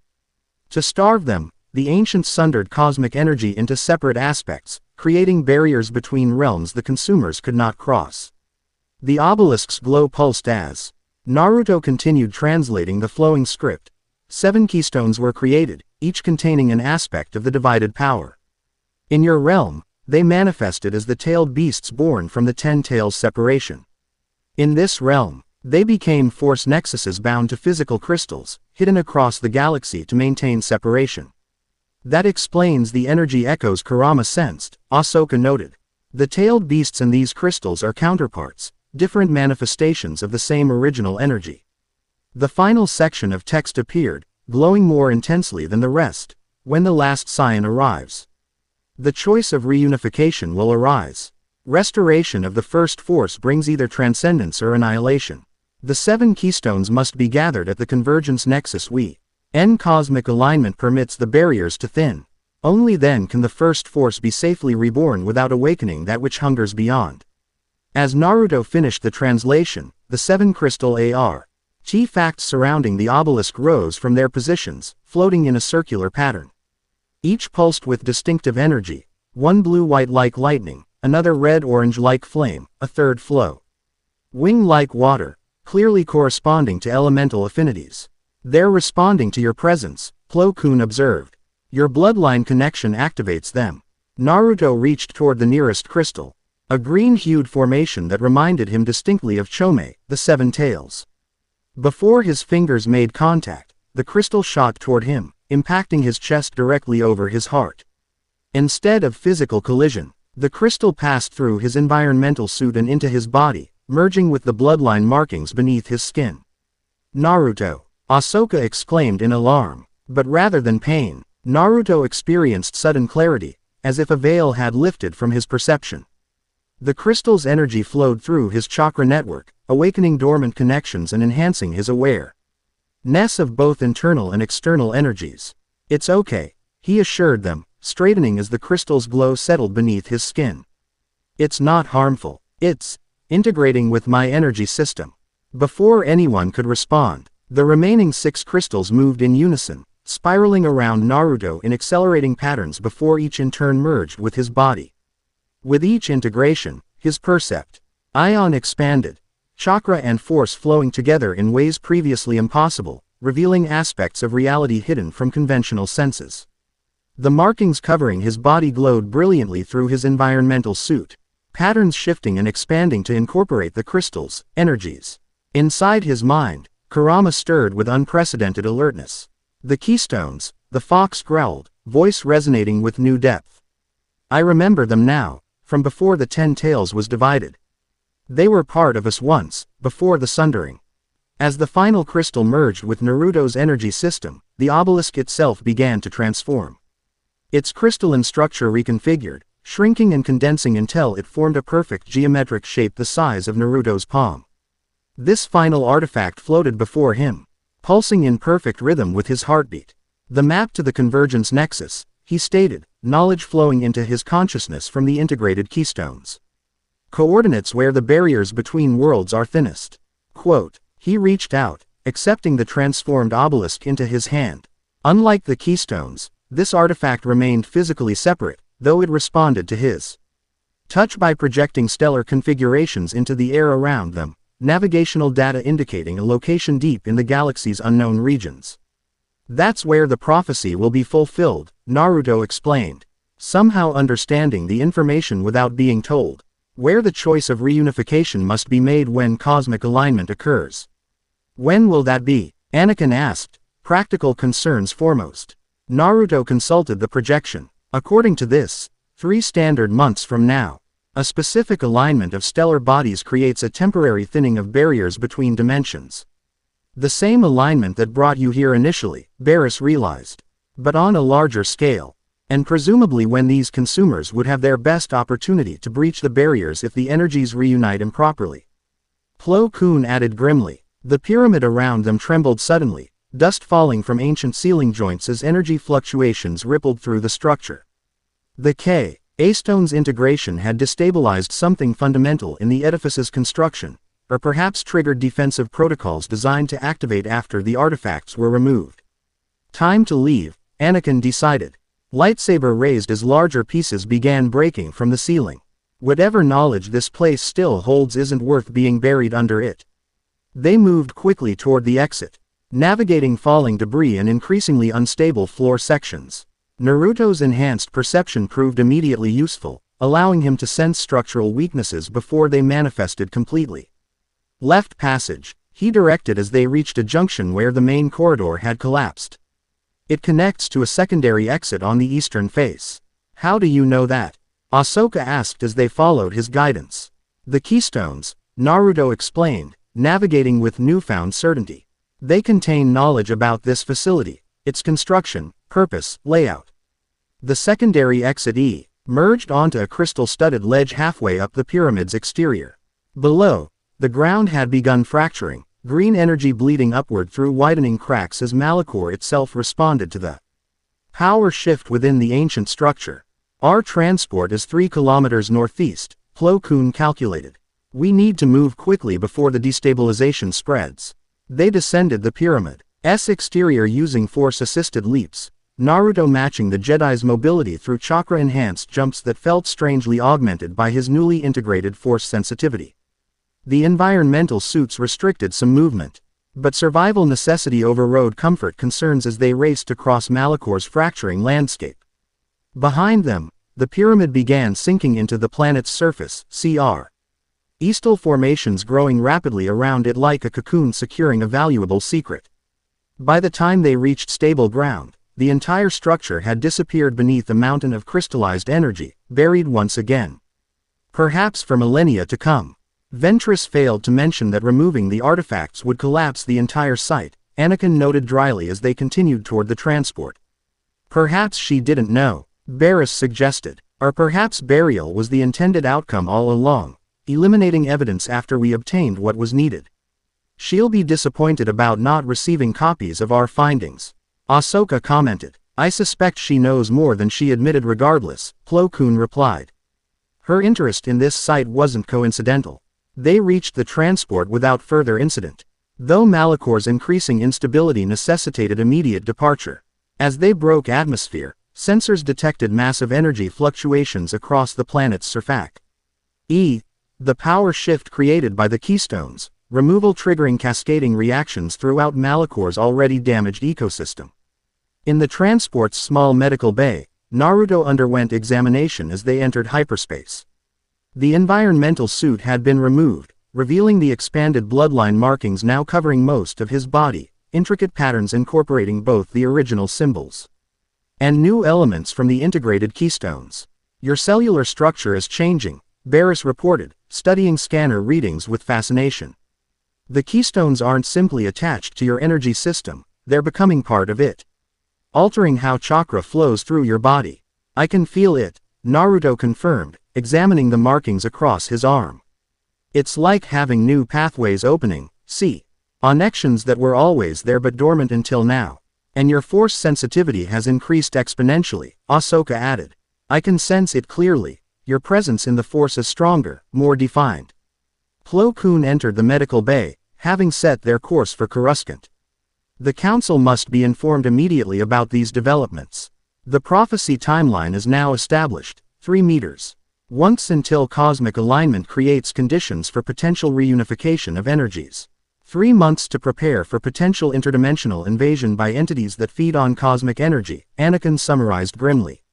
While dealing with assassins who want to prevent the prophecy's fulfillment and potentially others who want to exploit it. And figuring out exactly what choice of reunification means, Naruto added. Most concerned with this aspect. The keystones provide knowledge, but not complete understanding. I still don't know precisely what I'm supposed to do at this convergence nexus. The answer may lie in further study of the artifacts, Barris suggested. Particularly the navigational device formed from the obelisk. Naruto nodded, retrieving the geometric crystal his equipment pouch where he'd secured it during their escape.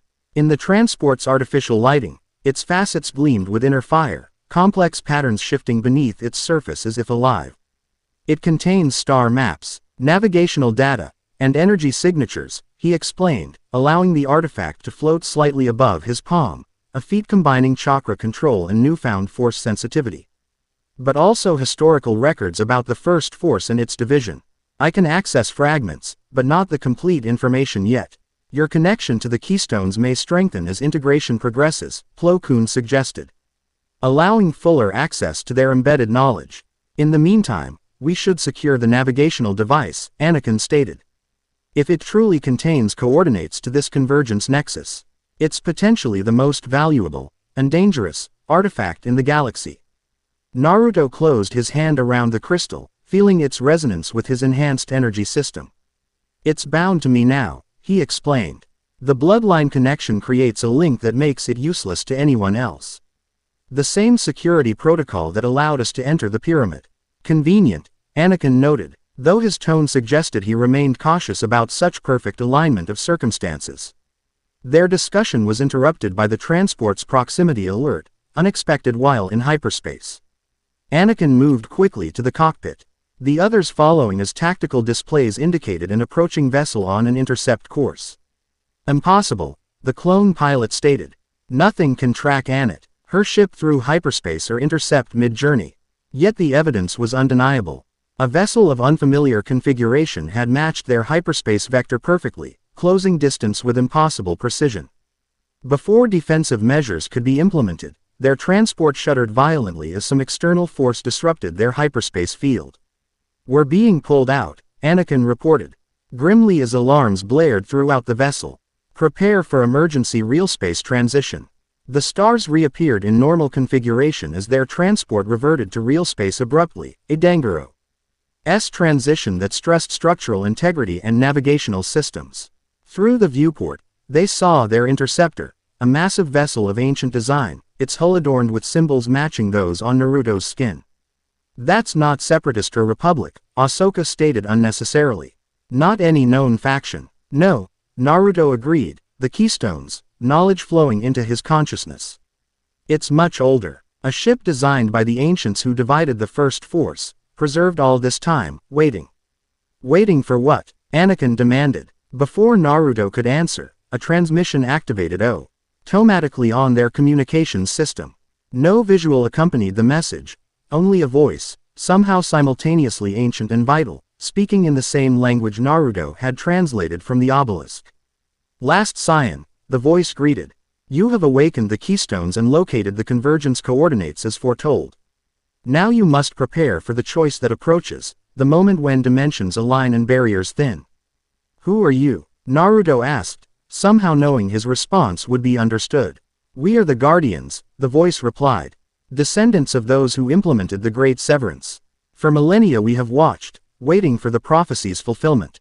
These Guardians, Anakin interrupted, are they connected to the temple constructs that attacked you and Ahsoka on Lothal? Related but distinct, Naruto answered, knowledge flowing from the keystones. The temple Guardians were automated defenses. These are living beings, an order dedicated to monitoring the barriers between dimensions. The voice continued. The keystones have chosen you, confirming your bloodline's authenticity. But integration alone is insufficient. You must learn to wield both chakra and force in unified harmony before the alignment occurs. We offer guidance in this endeavor. And if I decline? Naruto asked, instinctively cautious despite the apparent validation. Then existence faces unnecessary risk. The voice replied simply. The choice approaches regardless of preparation. Better you face it with complete understanding than partial knowledge. Naruto exchanged glances with his companions, Jedi sworn to protect the galaxy, now confronted with a threat beyond conventional understanding. Their expressions revealed varying degrees of concern, suspicion, and reluctant acknowledgement that this development, while unexpected, aligned with everything they'd learned about the prophecy. If I agree to this guidance, Naruto negotiated carefully, my friends remain with me. And we maintain communication with both the Jedi Council and Republic authorities. A pause followed his conditions, brief but noticeable. Acceptable, with limitations. Certain training aspects require isolation from conflicting force philosophies. Compromise. Periodic communication permitted, and your companions may observe though not participate in specific exercises. How do we know this? Isn't the threat the prophecy warned about? Anakin challenged. Convenient interceptors claiming to be ancient guardians. A valid concern, the voice acknowledged without apparent offense. Verify. Cation offered. Examine the convergence coordinates independently. Historical records in your Jedi archives reference the location as a force nexus of unusual properties, documented by Master Fei approximately 3,000 years ago. Plo Koon's posture shifted slightly, recognition evident despite his masked features. Master Fei's expeditionary records are indeed sealed in the archives, restricted section. Few outside the council know of them. Additionally, the voice continued, the last Scion carries verification within. The keystones recognize our vessel's energy signature as authentic, a recognition impossible to falsify. Quote, Naruto nodded slowly, sensing the truth of this statement through his enhanced perception. The keystones resonated with the ancient vessel in unmistakable patterns, confirming shared origin and purpose. I accept your guidance, he decided after careful consideration. With the conditions stated and one addition. If at any point I determine your intentions threaten either galaxy's safety, our arrangement ends immediately. Understood and accepted, the voice replied. Prepare for secure docking. Your vessel will be accommodated within our hangar facility. As the transmission ended, their transport began moving toward the massive ship, not through external tractor beams but guided by subtle manipulations of surrounding space itself, a technology beyond anything Republic science had achieved. I hope you know what you're doing, Anakin said quietly to Naruto. The council won't be pleased about this development. Neither will Senator Chuchi, Ahsoka added. She's expecting regular updates on your security status. We'll maintain communication as agreed, Naruto assured them. But this feels right, the next necessary step. The keystones are providing knowledge, but not the training needed to use it effectively. And time is limited, Barris noted pragmatically. 3 months until cosmic alignment creates conditions for the prophecy's fulfillment. If specialized training is required to prepare properly, then we proceed cautiously but expeditiously, Plo Koon concluded, while maintaining appropriate skepticism. As the IR transport entered the ancient vessel's hangar bay, Naruto studied the interior architecture, designs that somehow combined elements from both his world and this galaxy, created by minds that understood both realities. The keystones pulsed beneath his skin, responding to their surroundings with recognition that transcended conscious knowledge. The prophecy was accelerating toward fulfillment. Last Scion had recovered the keystones, located the convergence coordinates, and now encountered the Guardians tasked with preparing him for the approaching choice. Whatever that choice entailed, Naruto sensed it would determine not just his fate, but the future of both galaxies he now called home. The first force was awakening within him, ancient power stirring after millennia of dormancy. The question remaining was whether its restoration would bring salvation or destruction when the barriers between worlds finally thinned enough for choice to become action. Chapter 3 End. The End. I hope you enjoyed this episode. Remember to subscribe and like this video. See you in the next video.